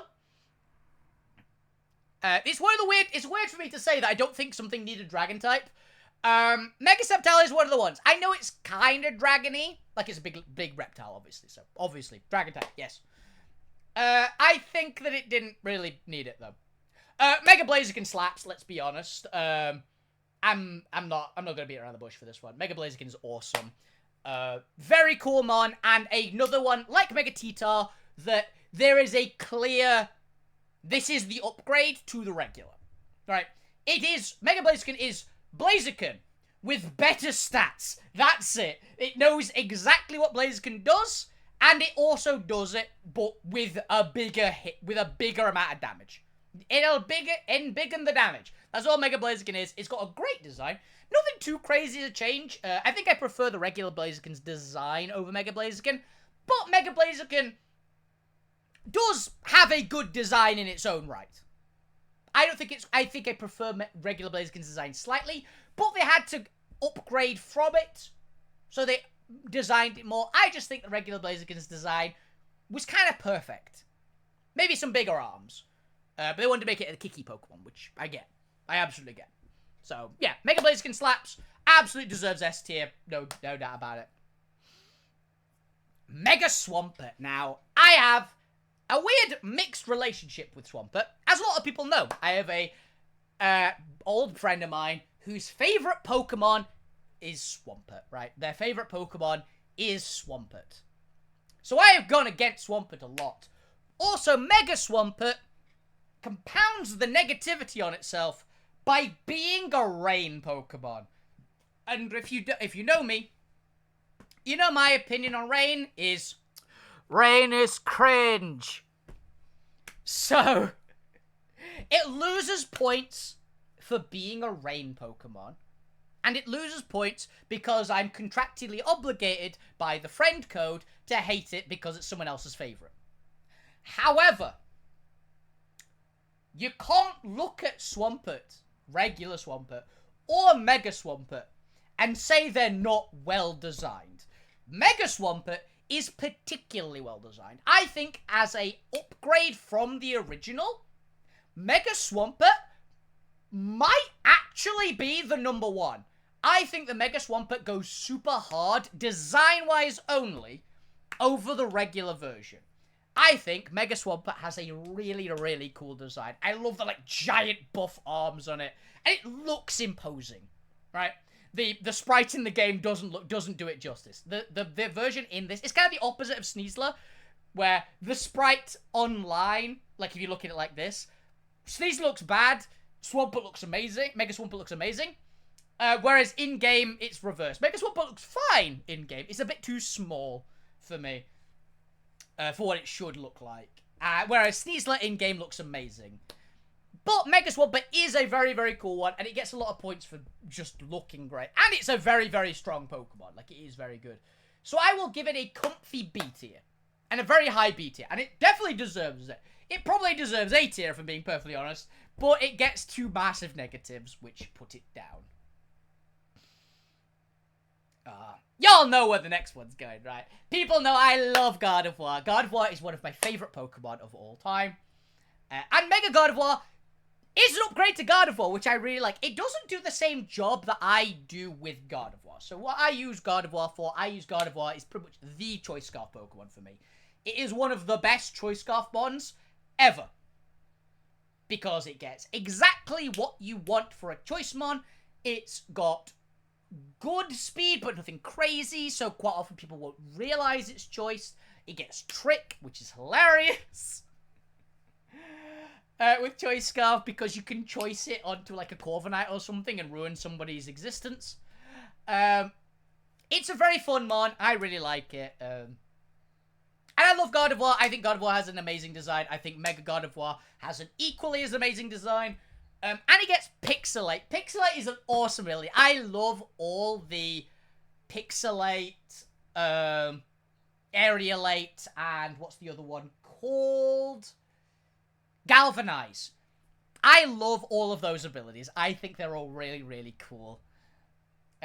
Changes normal type into an... Oh, and Refrigerate as well. Don't forget Refrigerate. I want more of them, honestly. I want more abilities like that. Please give us more Pokemon like that. I'm really hoping Legend ZA does, and not all of those abilities are on Megas. I like Enamorus and Golem Alola getting the other ones. Oh, and Sylveon gets it as well. Sylveon gets Pixelate. I think more Pokemon just need those abilities because they're fun. They're fun, and I like them, and I want to use more of them, right? I want a fire version. I love a ground version. Obviously, I'd love a dragon version. I would be so down for a dragon version. So yeah, I really want that to be a thing. And yeah, Gardevoir, awesome Pokemon. Mega Gardevoir is amazing. Also, wonderful shiny. Mega Gardevoir has such a good shiny. Gardevoir itself has a really good shiny, and Mega Gardevoir expands upon it and makes it even better. So for me, Mega Gardevoir, I will say I prefer Tyranitar as a Pokemon, but as a Mega, I prefer Gardevoir. I think Mega Gardevoir beats out Mega Tyranitar because Mega Tyranitar has the negative of the horn looks kind of dumb on its head. Whereas Gardevoir, I think, just has a very nice, sleek design that has no real flaws, essentially. It just gets behind the Charizards, for me, genuinely. And I love all of these Pokemon, remember. Mega Sableye. So, I've never been the biggest Sableye fan. I know a lot of people who are. I know a person whose spirit Pokemon is Sableye. It's not their favorite Pokemon, but it's the Pokemon they empathize with, which I get. Mega Sableye is interesting. I think it's... I don't know how to feel about it, though. It's always had the weird point for me of... regular... As much as I dislike Prankster, like I'm not the biggest Prankster fan, regular Sableye just seems better, because it loses Prankster. It's still slow as dirt. I think actually it gets even slower. And gets some pretty good defenses, but Sableye's already got pretty good defense. So, I don't know how to feel about Mega Sableye. I don't really get what it's supposed to do. I mean, it gets Magic Bounce, I guess. So it's like you can do some tricky things with it. But, I don't know. I don't really know this Pokemon's purpose. I'm gonna put it into C tier because I don't know why it exists, if that makes sense. I don't think it's bad. And it's got a pretty good design. It's kind of same kind of boat as Mega Sceptile. I don't get it. It's main one. Maybe people can judge, but there's a lot of Pokemon I'd rather use than Mega Sableye. Like, most of the other Megas I'd rather use for it. Because they have a more clear, this is what they do. Even Mega Blastoise has that, but I prefer Mega Sableye's design over Blastoise. So yeah. I don't understand this Pokemon, and that's one of the main reasons why it just loses a lot of points, because I don't get why you'd use this. And I did say, the ability to actually have a Pokemon that you can use is very, very much a part of this.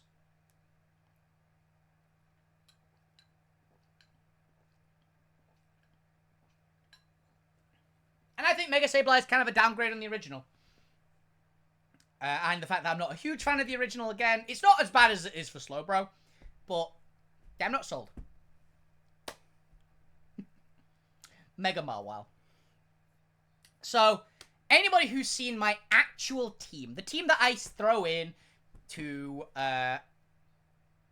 Pokemon Showdowns... Oh, I just knocked something off my desk. Pokemon Showdown... National Dex doubles, right? If anyone's seen my team, which I did go through the full reasoning for my team on that, you have probably spotted a certain little hair-bobbled monster. I love Mega Mawile so much. I'll get the thing up to know it. Where is she?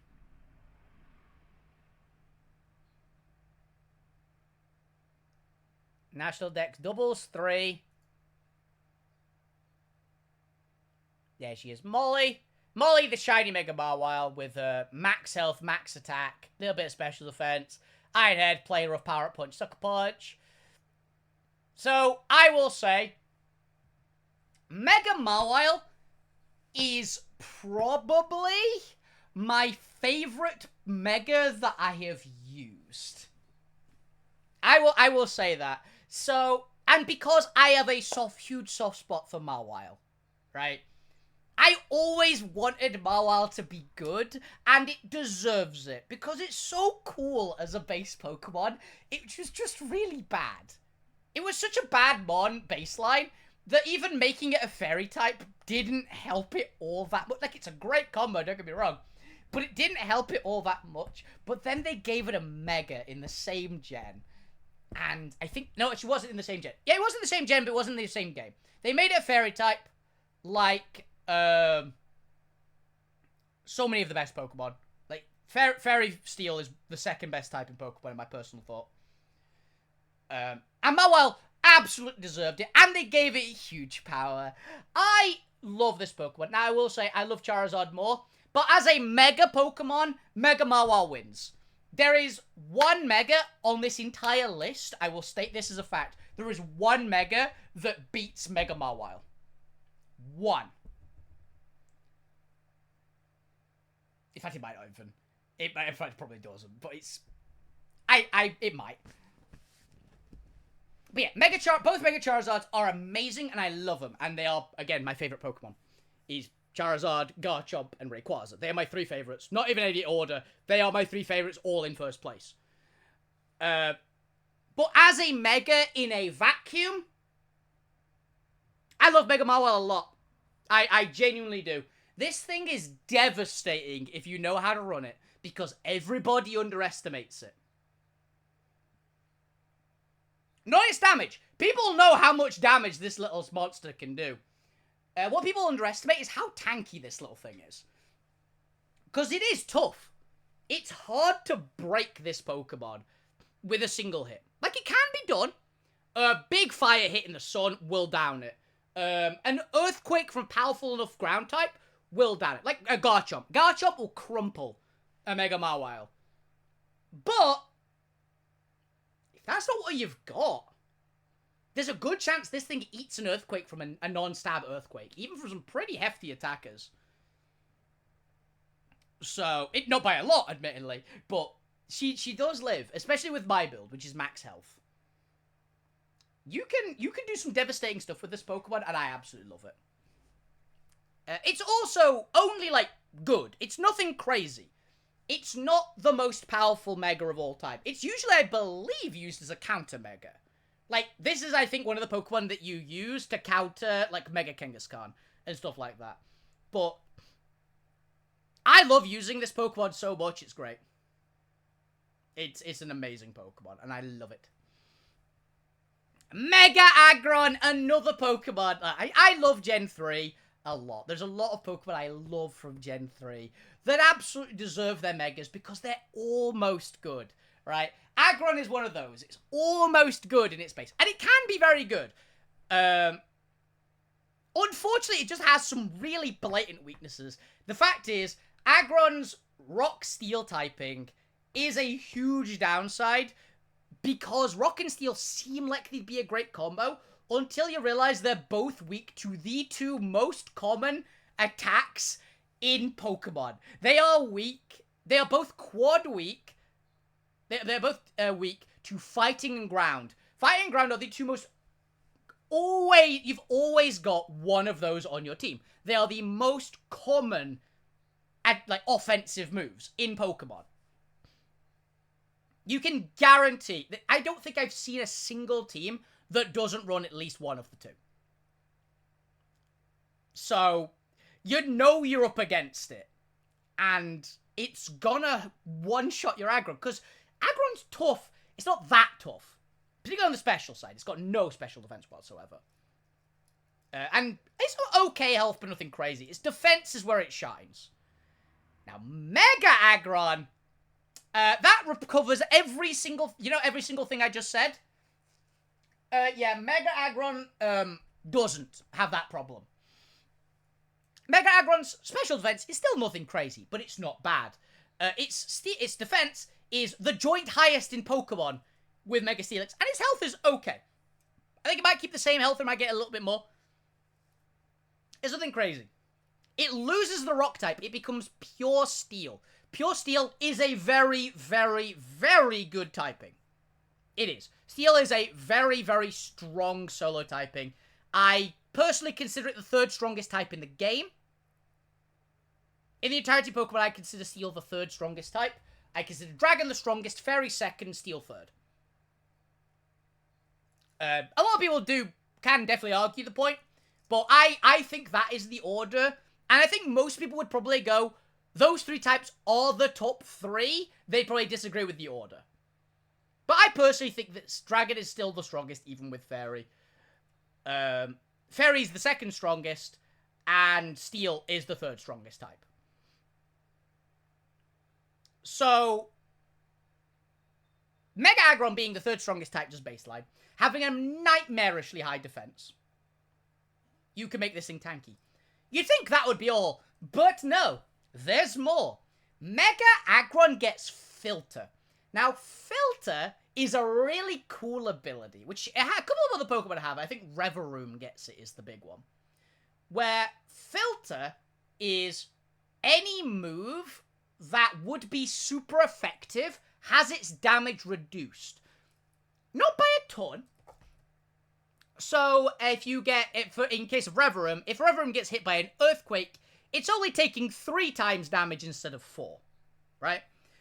But, if you are Mega Aggron, which has no quad weaknesses because of its solo typing, you effectively don't have a weakness. Almost. It does do a little bit more damage with the right kind of moves, but it doesn't take that much. And with its nightmarish defenses, this thing's gonna stick around and eat hits all day. I love using Mega Aggron. It's a great mod. And I like its design. I like regular Aggron's design a bit more, but Mega Aggron's design is very respectable. It's not a downgrade. It's a slight downgrade, but it's another... If it was its own unique Pokemon and not Mega Aggron, I'd say it would be an amazing looking Pokemon. It's just regular Aggron kind of is amazing as a design. It's not a diss. It's not a insult to Mega Aggron. It's a compliment for regular Aggron that I think regular Aggron looks so good that I think the Mega Aggron is a slight downgrade. But it's very comparable in design, and I love using this thing. It's great. So yeah. Love Mega Aggron. Highly recommend everybody tries this one out. Ah yes, Mega Medicham. Unlike Mega Mawile, but so Mega Medicham, if people don't know, is the other doubles attack stat Mega Pokemon, right? Like Mega Mawile.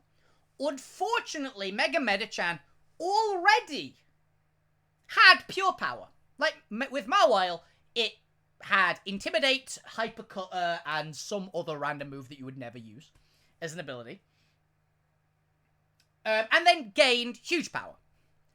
Medicham started with Pure Power and then upgraded to Pure Power, right? It was the same, it's the same exact thing. And it did gain some stats that actually makes it a respectable statted Pokemon.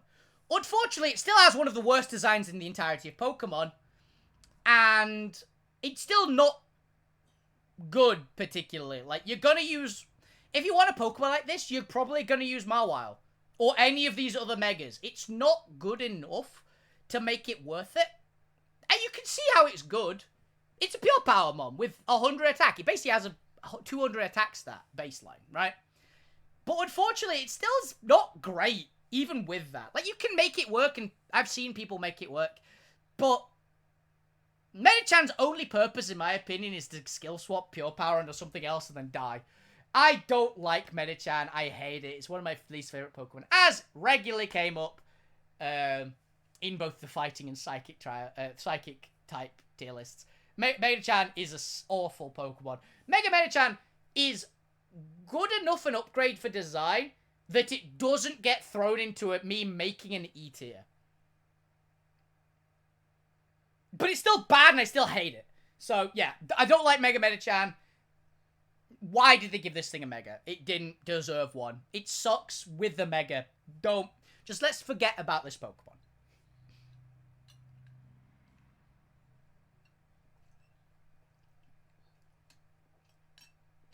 Mega Manectric.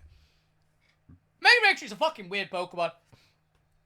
So, it gains Intimidate, which is good. It has a good special attack stat. It's got good speed. It's okay bulk. It's nothing crazy. Fine design. I think it's a fun one. It's not really that thrilling a Pokemon, though. I think this is one of those Pokemon that just isn't really my vibe. I think it's got a good design. And a good ability, and it's just good, right? But I am not sold on it, personally. I can see how people would use it, and I can imagine this being a very, very popular and very, very good Pokemon. It just, everything on it says it's good. It doesn't sell it for me. I think that this could have been its own Pokemon, and I think I would have liked it more. Mega Manectric is cool, and Manectric definitely deserved some love. I would have preferred it if Manectric got an evolution, personally, over Mega Manectric. But I guess they were wanting it, and it's a classic. It's a Pokemon you think of when you think Hoenn. It is one of those classics. So yeah, sure, why not? It's fine, but I am not personally sold as much as it is good. It deserves B tier. It definitely deserves B tier. But I'm not personally sold on it. Mega Sharpedo, I think, is cool. I think it is a little over-designed, I will give it that. But it is a good Pokemon, and it's an interesting one because, to me, the way you use this thing is different from most other Megas. For me, personally, this Pokemon is a Pokemon that you would use with not Mega Evolving it instantly, because Mega Sharpedo is fast and hits hard, right? With Strong Jaw's ability. It's the only Strong Jaw Dark type Pokemon that exists. Bear that in mind, because most of the biting moves are Dark type. Strong Jaw basically gives all biting moves stab. With Strong Jaw and a Dark type, basically you're getting stabbed twice, which is insane. So I think this should be a thing more. I genuinely think that Strong Jaw should be on more Dark type Pokemon. I love the ability. I love Strong Jaw so much. It's one of my favorite abilities in Pokemon, like Tough Claws and things like that. So yeah, Strong Jaw, great ability. Deserves. Now, with this, the thing is, what you're losing with Mega Sharpedo is Speed Boost. Speed Boost is an insanely good ability, as everybody who's used the Blaziken knows. And Sharpedo is a good mon for Speed Boost. Because it's fast, it used to be insanely fast, it's now fast. So it's a good mon with Speed Boost. The problem is, Sharpedo itself, it hits pretty hard, but it's very, very squishy, so it kind of loses out on that. Mega Sharpedo still has the same problem, but basically what you do, to my knowledge, you protect the first turn with regular Sharpedo, get the first speed boost, then you Mega Evolve and you start chomping things. Which seems a cool tactic, and I do want to use Mega Sharpedo at some point. I'm not super sold on it, but I do like it. I like Sharpedo's design more. I wish it... For me, Mega Sharpedo is a little over-designed, essentially. But I do very, very much like this Pokemon. I have a soft spot for it. I've always had a soft spot for Sharpedo. I wanted to use it for ages. Finally got a chance to use it in my Hoenn playthrough in Pokemon. Because I specifically stopped myself from using a Milotic, because I love Milotic so much, but I used it in a previous area. Because I went through the games backwards, essentially. I started with Kanto, but then went to Unova immediately, and went backwards to the rest of the games. I'd used Milotic, if memory serves, in the 4th gen. I think I used it in Sinnoh. Because Milotic is one of my 2 favorite water types, for reference. And it's my favorite one you can get in Pokemon. As much of a bitch as it is to get. So I limit myself on how many times I use it, so I don't have to go through the stress. Okay. Mega Camerupt. I know how... I thought this Pokemon was utterly useless, right? I didn't see how this Pokemon was good until I saw it on a Trick Room team. In which case, this Pokemon has one purpose. You run it on Trick Room team and you press Eruption and win the game. In a lot of cases, yeah, that's exactly what happens. This Pokemon just sweeps your entire team on a Trick Room Eruption team. It's cheesy and I don't really like it, but I think it's got an okay design. And, hey, they made Camerupt have a use case. So, I'll give it a C tier, because I am not super sold, but hey, Camerupt deserves some love. And I'll give it not into, it will probably be into D tier, because I like regular Camerupt a bit more, but regular Camerupt sucks. But yeah, Mega Camerupt has a purpose, and I'm happy it has a purpose. Don't like that it gets Sheer Force. It basically doesn't have an ability, because its only case that Mega Camerupt is good is with Eruption, and Eruption doesn't work with Sheer Force. So I think it needed a different ability. And it would have been more interesting. So it just isn't interesting in that case. So it loses a lot of points for basically have a useless ability.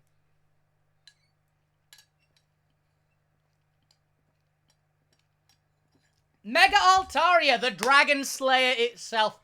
The only dragon fairy type Pokemon in existence. I think it's Pixelate. I'm a lover of Altaria. I like Altaria. I always have.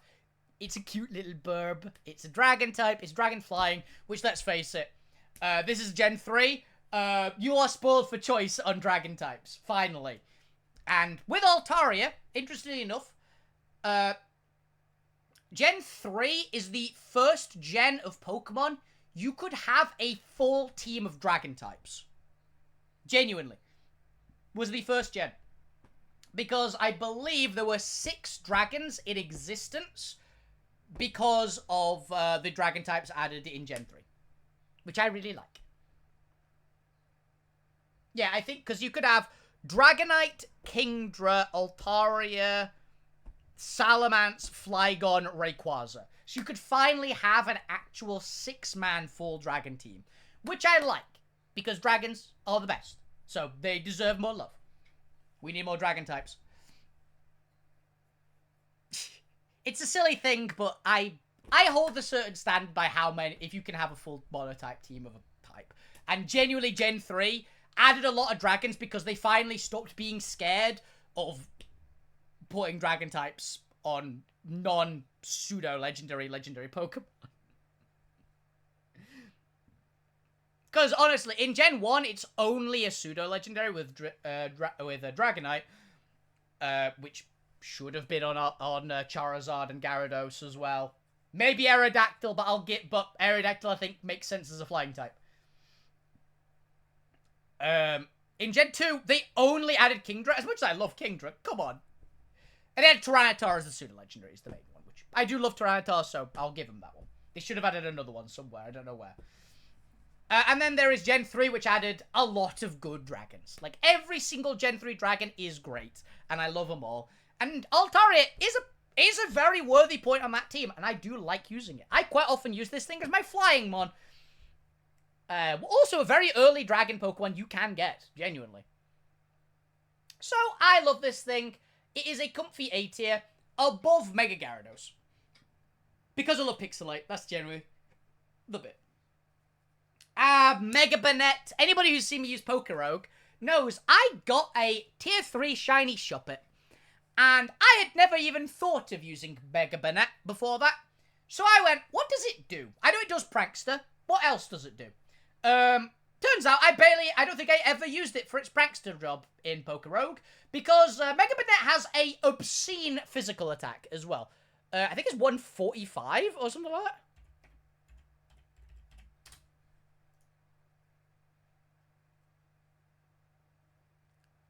Mega Banette, 165, even higher. For reference, it has a higher attack stat than Slacking.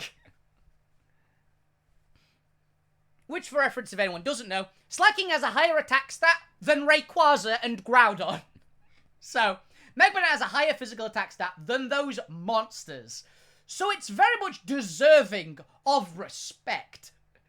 So I actually very much enjoyed using Beat Stick Mega Banette. In Pokerogue. I haven't really used this thing too much in competitive Pokemon, but I think I could have a very fun time, and I have been tempted to use it. So, Mega Banette, I also love your design. I don't like regular Banette's design very much. I think it's Shuppet is so cute, okay? Shuppet is adorable beyond imagining. Banette, I don't really like it. Mega Banette, though, Mega Banette makes up for it. Mega Banette has a sick design. I love the zips opening up into the claws and the little, like, feetsy things. It's got floating. It's got, like, a menacing vibe. I really like Mega Banette. So, Mega Banette, you are a solid A tier. Again, I really like this Pokemon. Mega Absol, okay. I liked Absol growing up, right? It's a cool mon, objectively. It is cool. And Mega Absol actually is quite good as a Pokemon.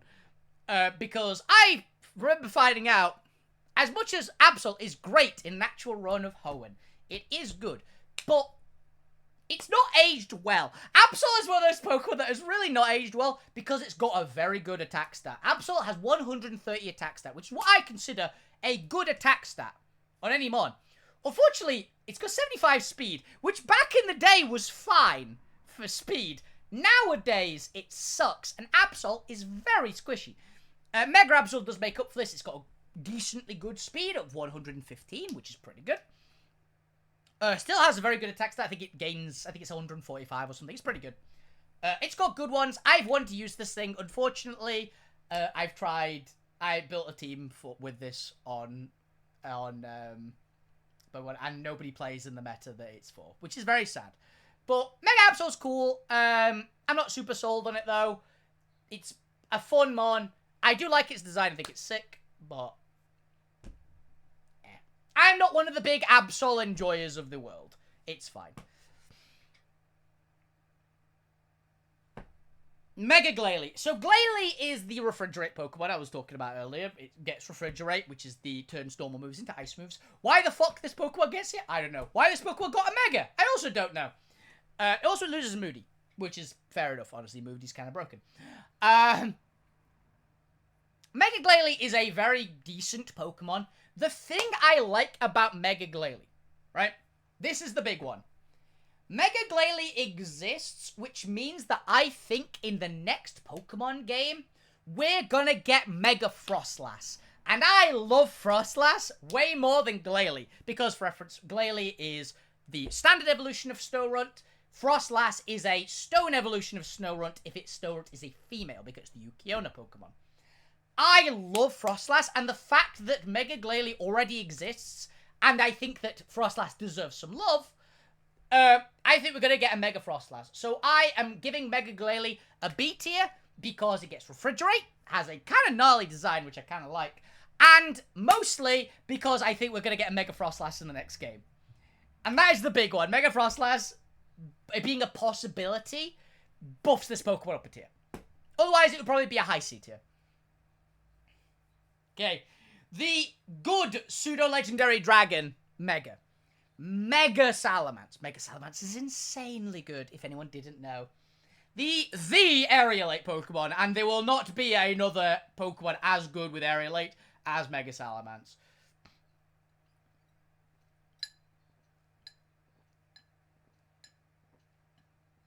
Mega Salamence is crazy good.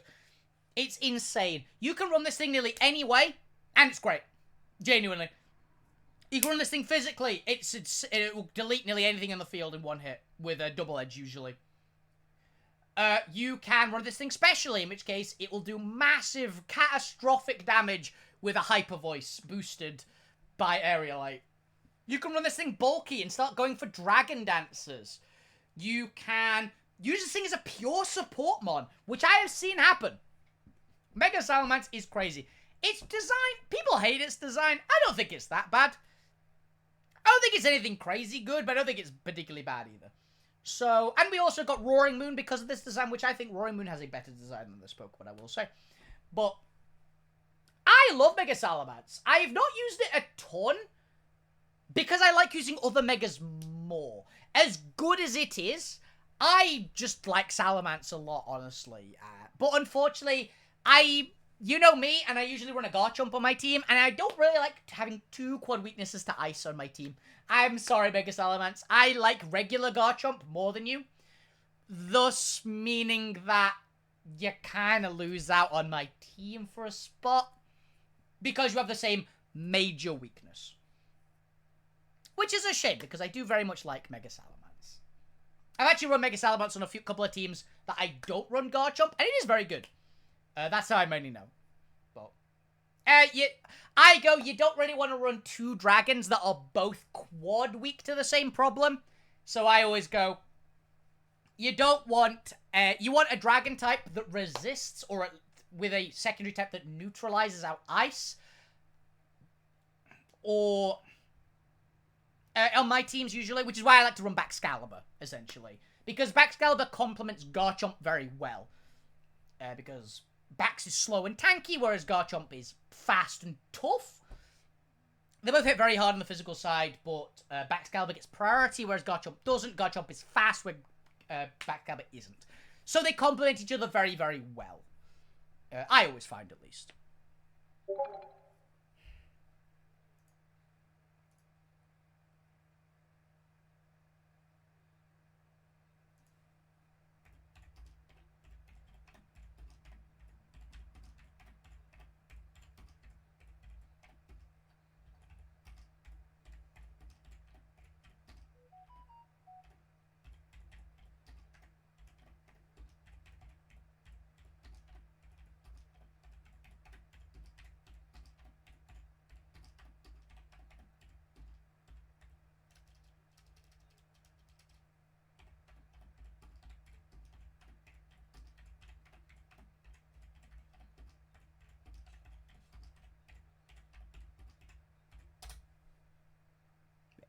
This one I actually had to answer for a response, by the way, that it was a, in relation to tomorrow's stream. Yeah. So I do love Mega Salamence a lot. Now for the other pseudo-legendary of Hoenn. Hoenn, the only reason it gets two pseudo-legendaries. Mega Metagross. Now, I have not had much of a chance to use Mega Metagross, because Mega Metagross, much like Mega Gengar, is banned in pretty much every format.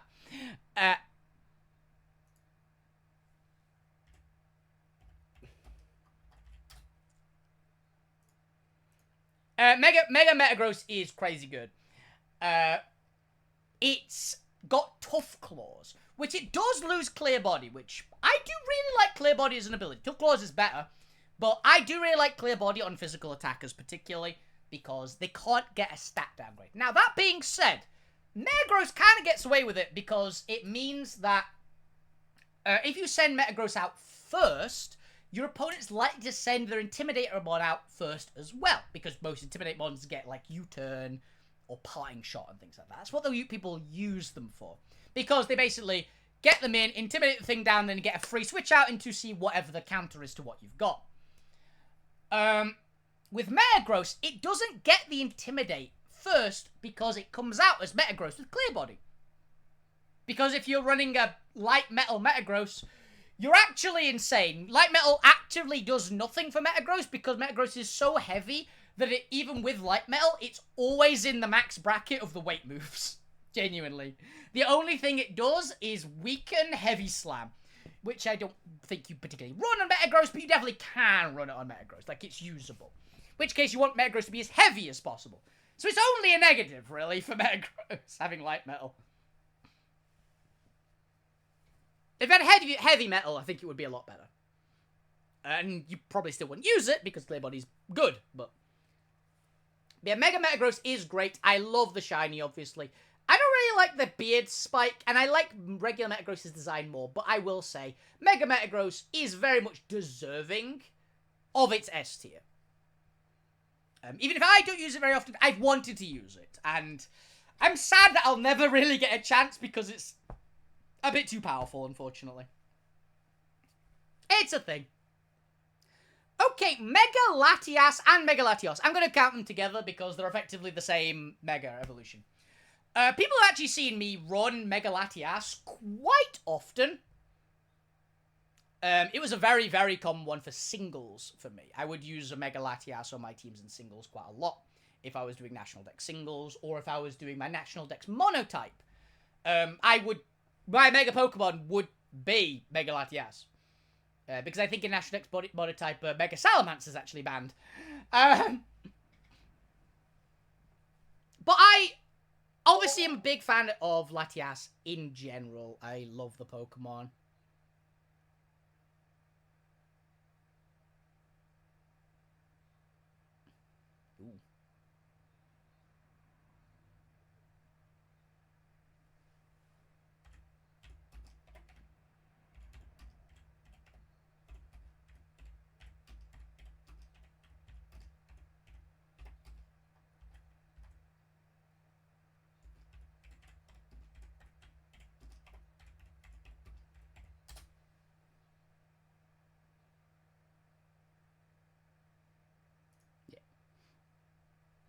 But yeah, Mega Latias, I like more than Mega Latios.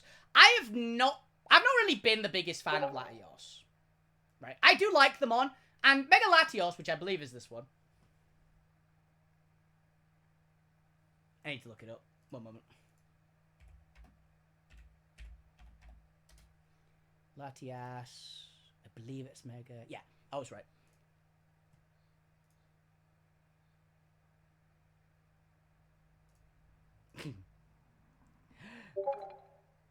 Sorry about the messages. Yeah.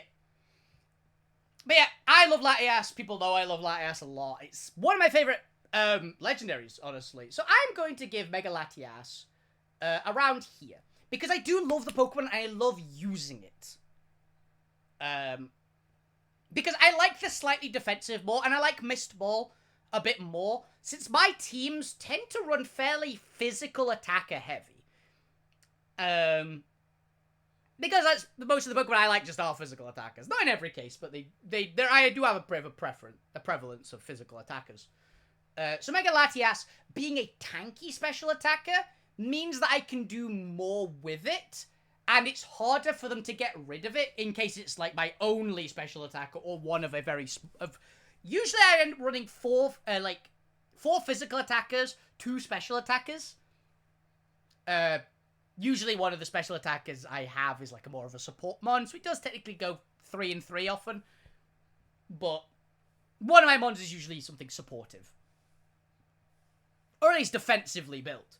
In which case, yeah, it will be effectively like 2 dedicated special attackers. And I'm happy with Mega Latias being one and having the durability to set up. Whereas Mega Latios, like, it's tough and fast and it hits a bit harder, but I don't usually need the extra power. I'd rather have the bit of extra durability to get more power. From, like, Carmine or something. Now we get the Primals! Primal Kyogre and Primal Groudon. I will do these 2 first, because we're going to talk about Mega Ray later.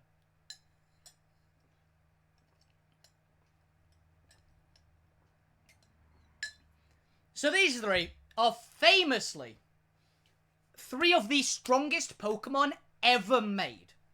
Right? They are all exceedingly good. In their own ways. Mega Kyogre has, I think, the most powerful water move you can get in Pokemon. Excuse me. With a Primordial Sea boosted Choice Specs Water Spout from this thing at full health will kill almost anything in Pokemon. Obviously, Primordial Sea not the best ability because of what it does. Primordial Sea basically turns off fire attacks. You've got a Kyogre. You're not worried about fire attacks. Though in doubles it does help if you've got a fire weak team. And it's the only type of rain that I respect. Is Primordial Sea. So, yeah, cool. Primal Kyogre, fairly cool. I also love its design upgrade over regular Kyogre. I think the kind of ancient god-looking vibes of Primal Kyogre is sick. And I love that this is what it was originally, power-wise. Right? I actually think that for both Kyogre and Groudon. To the point where I'm actually going to have a bit of a chat about Rayquaza afterwards as well. Primal Kyogre, great mon. Great design as well. Higher ranking than Kyogre would get. I do like it over Kyogre. It's a strict upgrade to Kyogre. And yeah, Kyogre is a cool mon. But my least favourite of the Weather Trio. Now, saying it's my least favourite of the Weather Trio, we come to my second favourite of the Weather Trio. The middle one, but a significant step up. And this one is the one who got the biggest glow up for being primal. So, for reference, Primordial Sun, the Giga Groudon Sun, turns off water moves, right? The fact that it turns off water suddenly makes the fire ground type Groudon which is quad weak to water, but then loses all its other weaknesses barring ground, suddenly Groudon's looking very scary because it only is weak to ground type moves, which it's also got. And obviously this is part of the wombo combo of Primal Groudon, Xerneas, which is like one of the strongest combos in Pokemon history, if not the strongest combo in Pokemon history. For doubles, this thing is insane. And I am a big Groudon fan to begin with. I've always loved Groudon's design. And Primal Groudon is a strict upgrade to Groudon, which I love. So, Primal Groudon, yeah, you're getting just behind Mega Gardevoir, if it'll let me. There. I love this thing. I want to use this thing. And I will at some point, because it's not banned from every format. If I might do double National Dex doubles Ubers at some point, or just National Dex Ubers, in which case I will probably run a Primal Groudon at some point in that, because it's sick. I also don't know if Primal Kyogre and Primal Groudon count as Megas in terms of can you get a Primal and a Mega out at the same time. I think you can, but I'm not 100% on that. I'll have to test it. But yeah, Primal Groudon, obviously, insanely good. Now then. I'm gonna be honest, guys. I love Charizard and Charizard, right? Charizard is my favorite Pokemon. And Mega Charizard X, Mega Charizard Y are amazing Pokemon that I absolutely adore. And the Megas do a good job of upgrading both him into a very good form. Unfortunately, the downside is they don't get an item each, so you can't run them with, like, boots to stop Stealth Rocks. Or, in the case of Mega Charizard X, there's already something that kind of does his job. And it's kind of a shame, you know? Wouldn't it be better if it didn't need to have a Mega Stone? If it just, you know, didn't need a Mega Stone, didn't have any downsides, really. Removed a bunch of its weaknesses, say? Like, say both of them had the ability which was, I don't know, turns off all weaknesses they'd feel from this particular type. Yeah, something like that would be crazy good, wouldn't it? And then maybe if they turned it into the strongest Pokemon ever made, it would also be great. I love Mega Rayquaza, just as it, because that's exactly what Mega Rayquaza does. My boy, I love Mega Rayquaza. I like the design even. People go, it's over-designed. You've got a good excuse to over-design. You're making the Pokemon that can fight God and win. Mega Rayquaza is my favorite Mega Pokemon. Now, I will say, it does slightly beat our Mega Mawile, but I've never had a chance to use Mega Rayquaza.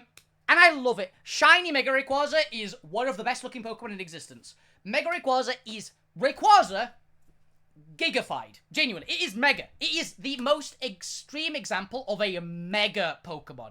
It does exactly the same thing as Rayquaza, but it does it so much better. For reference, Mega Rayquaza, on its own power, is banned in every format. But it isn't a weird gimmicky ban where Calyrex Shadow Rider, because Terra exists, it's banned in every format, right? Because as long as Terra exists, Calyrex Shadow Rider can just turn off its weaknesses, meaning that it will survive pretty much anything because it's a tanky Pokemon. Mega Rayquaza is designed specifically to be this. It isn't a gimmick that makes it the strongest Pokemon ever, or one of the top three usable, because you can make a case for Koraidon or Miraidon, which I believe end up beating it out slightly nowadays, but they're both very, very good in their own right, and will probably get a slight downgrade, if I'm being perfectly honest, in the future. Or they might not. But I definitely imagine that, I've got a suspicion that Koraidon and Miraidon's abilities, Origin Pulse, and Hadron Engine will get nerfed a little bit in future generations. Mega Rayquaza will never be nerfed. I don't think it's designed specifically to be as strong as it is. There's nothing really, like, fancy about it. Mega Rayquaza just is very strong. One of the reasons why it's that strong it's the only Pokemon on this entire list that doesn't require a Mega Stone. Because what the lore is, the meteorite that caused all the Mega Stones to happen, yeah, Rayquaza just ate it. Because that's what Rayquaza does. I love this Pokemon. I also want to say that they made a Mega Rayquaza and made that the lore. They could have just made Primal Rayquaza. Which makes me think, you think they'll ever make Primal Rayquaza? You think they'll ever release that? And if they do, will it be stronger than Mega Rayquaza? Or will it be on par? I am genuinely curious. I could see them doing it. At some point in the future, releasing a Primal Rayquaza form. Which would look probably great on it, considering the upgrade that Groudon and Kyogre got. The explosive green all over it. Because Rayquaza is like Groudon and Kyogre it's weaker than it used to be in the past.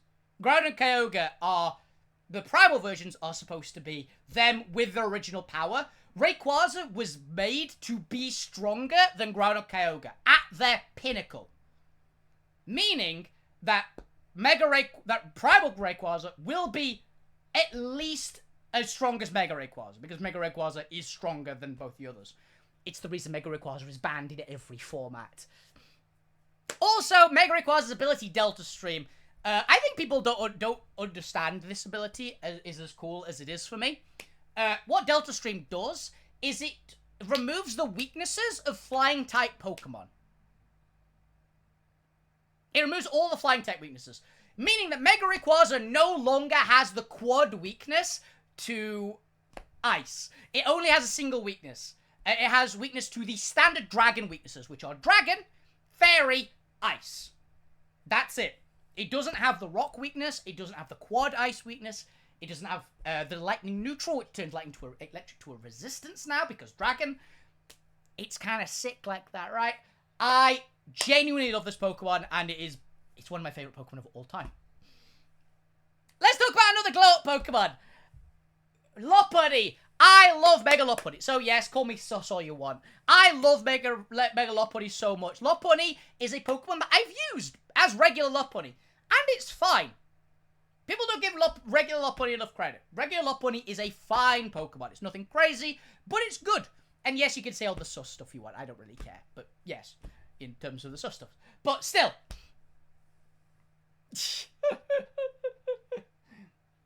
It's one of those, I'm not a furry, but I do really, really like Mega Lopunny, though, in all seriousness, no joking around.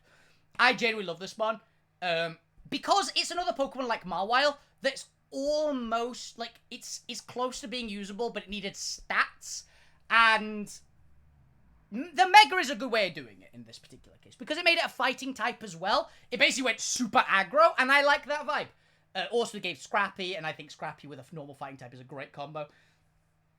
And people knows that my best ever run of Pokerogue was with a Mega Lopunny and a Mega Gardevoir. So, yeah, I do very much have a huge amount of respect for these ones, and they were very fun.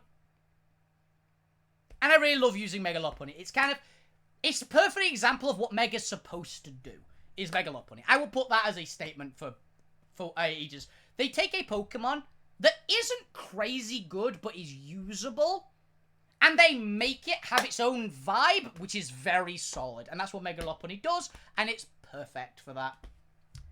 Now, we come to the biggest tragedy of the Mega Pokemon.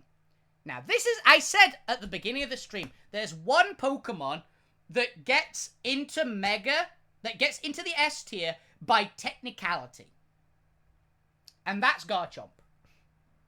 But I will say, Garchomp is my favorite Pokemon. If you had to get, you're not allowed 3 favorites. You have to pick one as your actual favorite. Probably I would end up saying Garchomp, right? Gooba is my ace Pokemon. Garchomp is my ace Pokemon. But you will never see me using a Mega Garchomp, because Mega Garchomp is a strict downgrade from Garchomp. Let me tell you why. Mega Garchomp gets a little bit of defense, a little bit of special defense, a buttload of attack, and a buttload of special attack. No health, and it loses speed. Garchomp's speed was perfectly designed. It was designed specifically to outspeed all the other pseudo-legendary dragons that existed at the time. That was what it was designed to do. It was tanky enough that it would probably survive most super effective, even some ice super effective hits. Garchomp can survive from nothing crazy special attackers that aren't ice types. It can survive it, just in base form. So, you then get Mega Garchomp, which loses 10 speed, putting it to be slower than all the things Garchomp was designed to counter. And you give it an ability which doesn't matter for Garchomp. It gets 1 stab boost. It has Sand Force, the same as Mega Steelix. But unfortunately, unlike Mega Steelix, Sand Force don't do shit for the Dragon Stab. It only does it for the Ground Stab.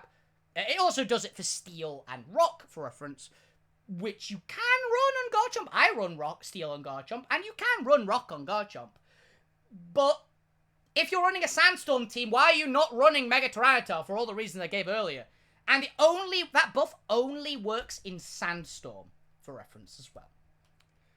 So basically, they took Garchomp, gave it a pretty good design. I do like Mega Garchomp's design quite a bit. It's the only reason it's in S tier and not in A tier, because it is a good-looking Pokemon.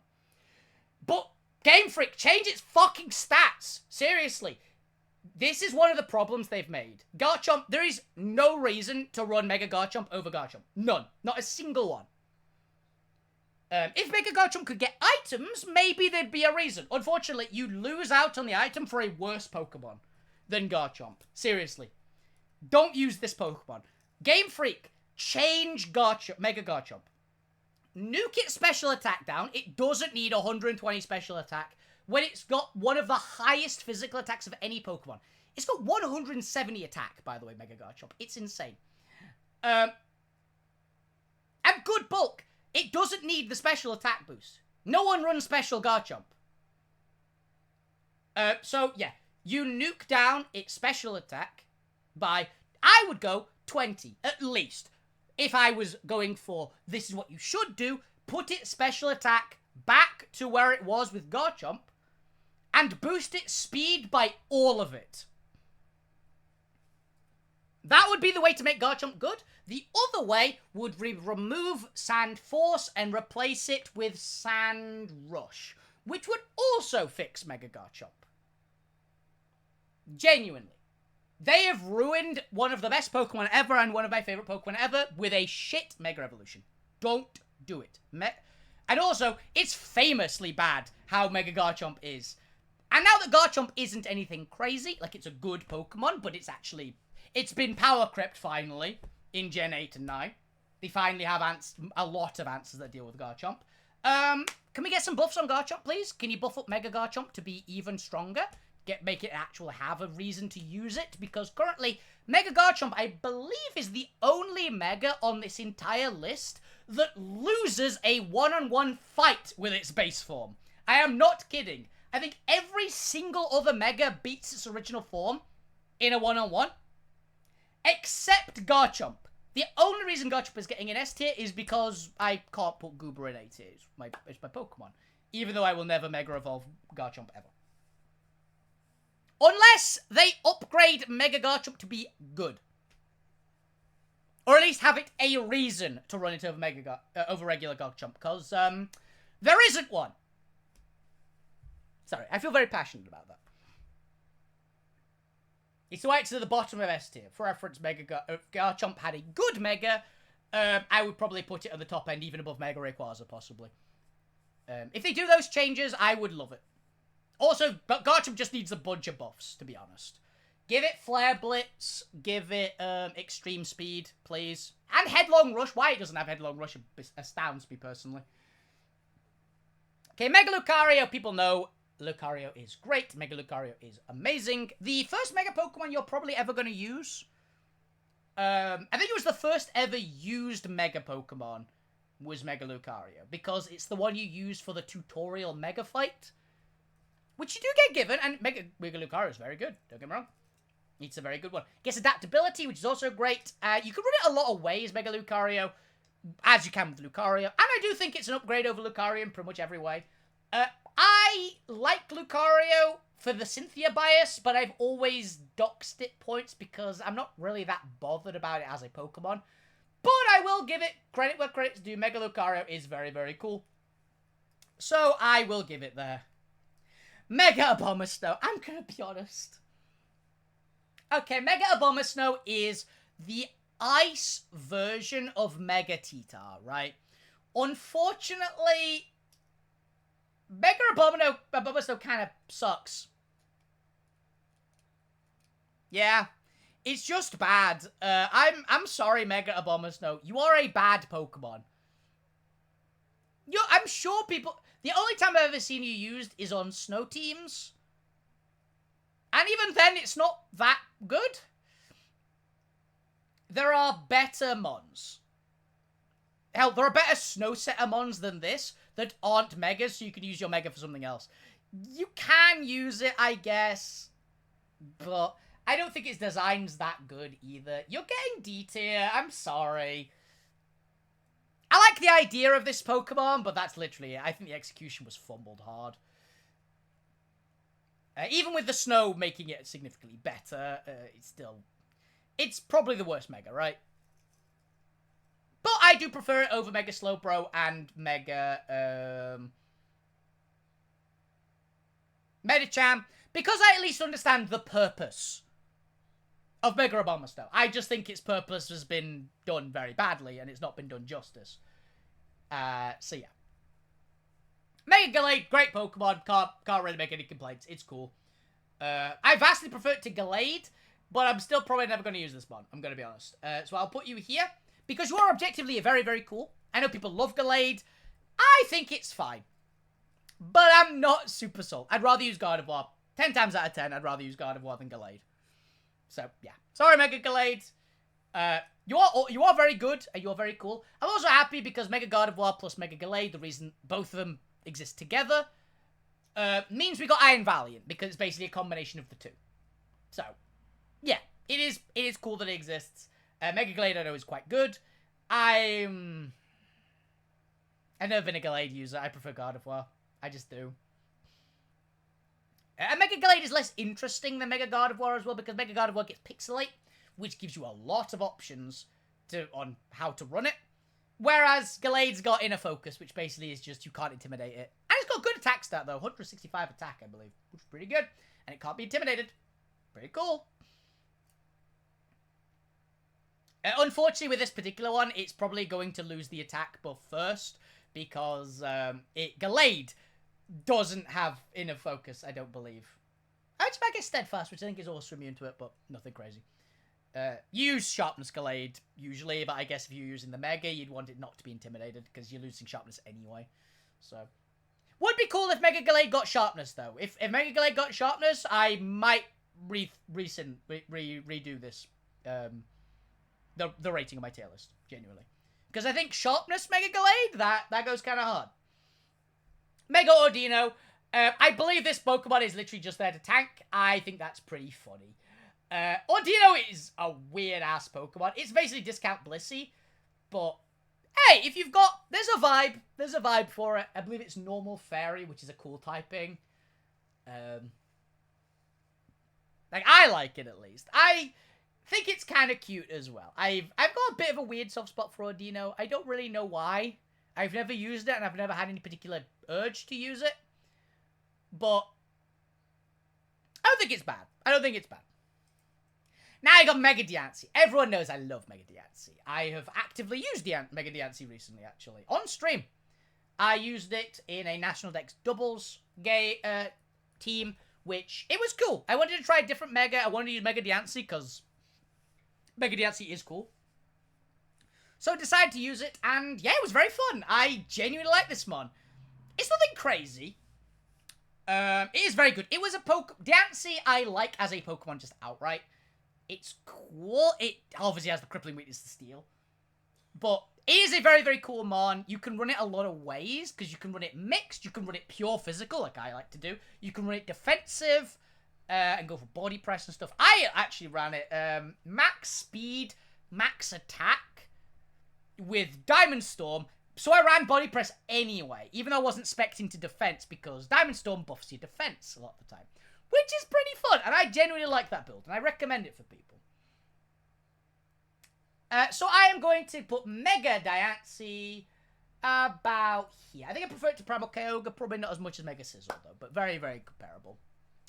And yeah, that is my Mega Pokemon tier list. Nice, fun one. This actually took longer than I expected, but I wanted to go a bit more in-depth with the Megas, because there aren't as many as usual Pokemon types, right? If I do the types, I gotta get through a few of them quicker to get through all of them in time, or within a reasonable time.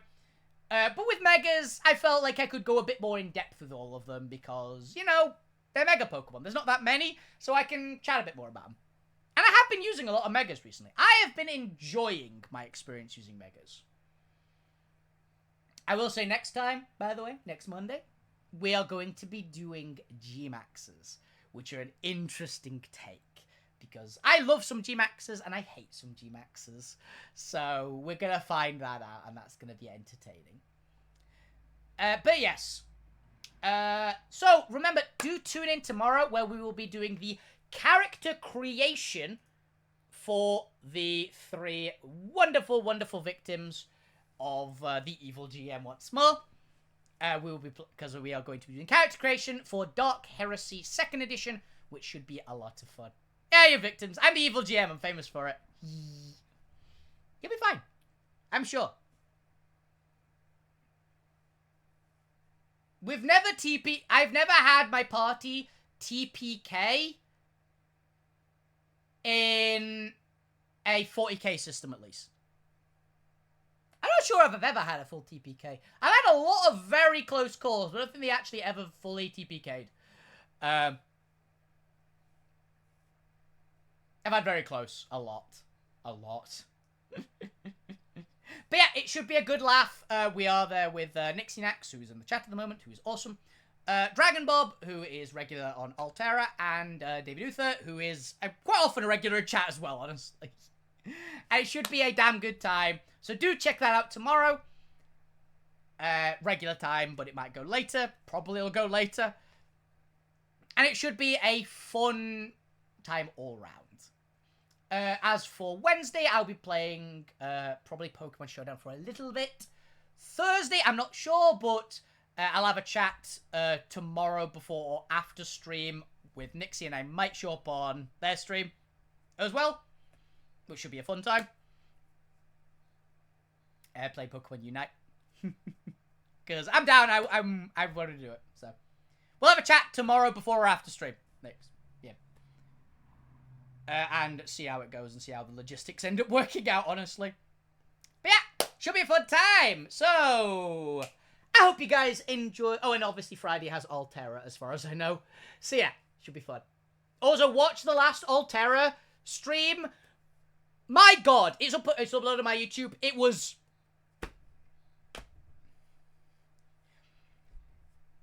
a whole thing. I can't explain correctly what happened in last week's Altera. Just go and watch the episode. Seriously. It's insane. What happened in the episode is insane. That's all I can describe it as. Yeah, so do that. It is on my YouTube channel, Altera, the Shattered Adult Spare, episode 115, I believe it is. Go check it out, seriously. And next week is 116, which will be a chill one. We're gonna find the point. But yeah, hope you guys enjoyed. Have a fantastic time. Good night. See ya.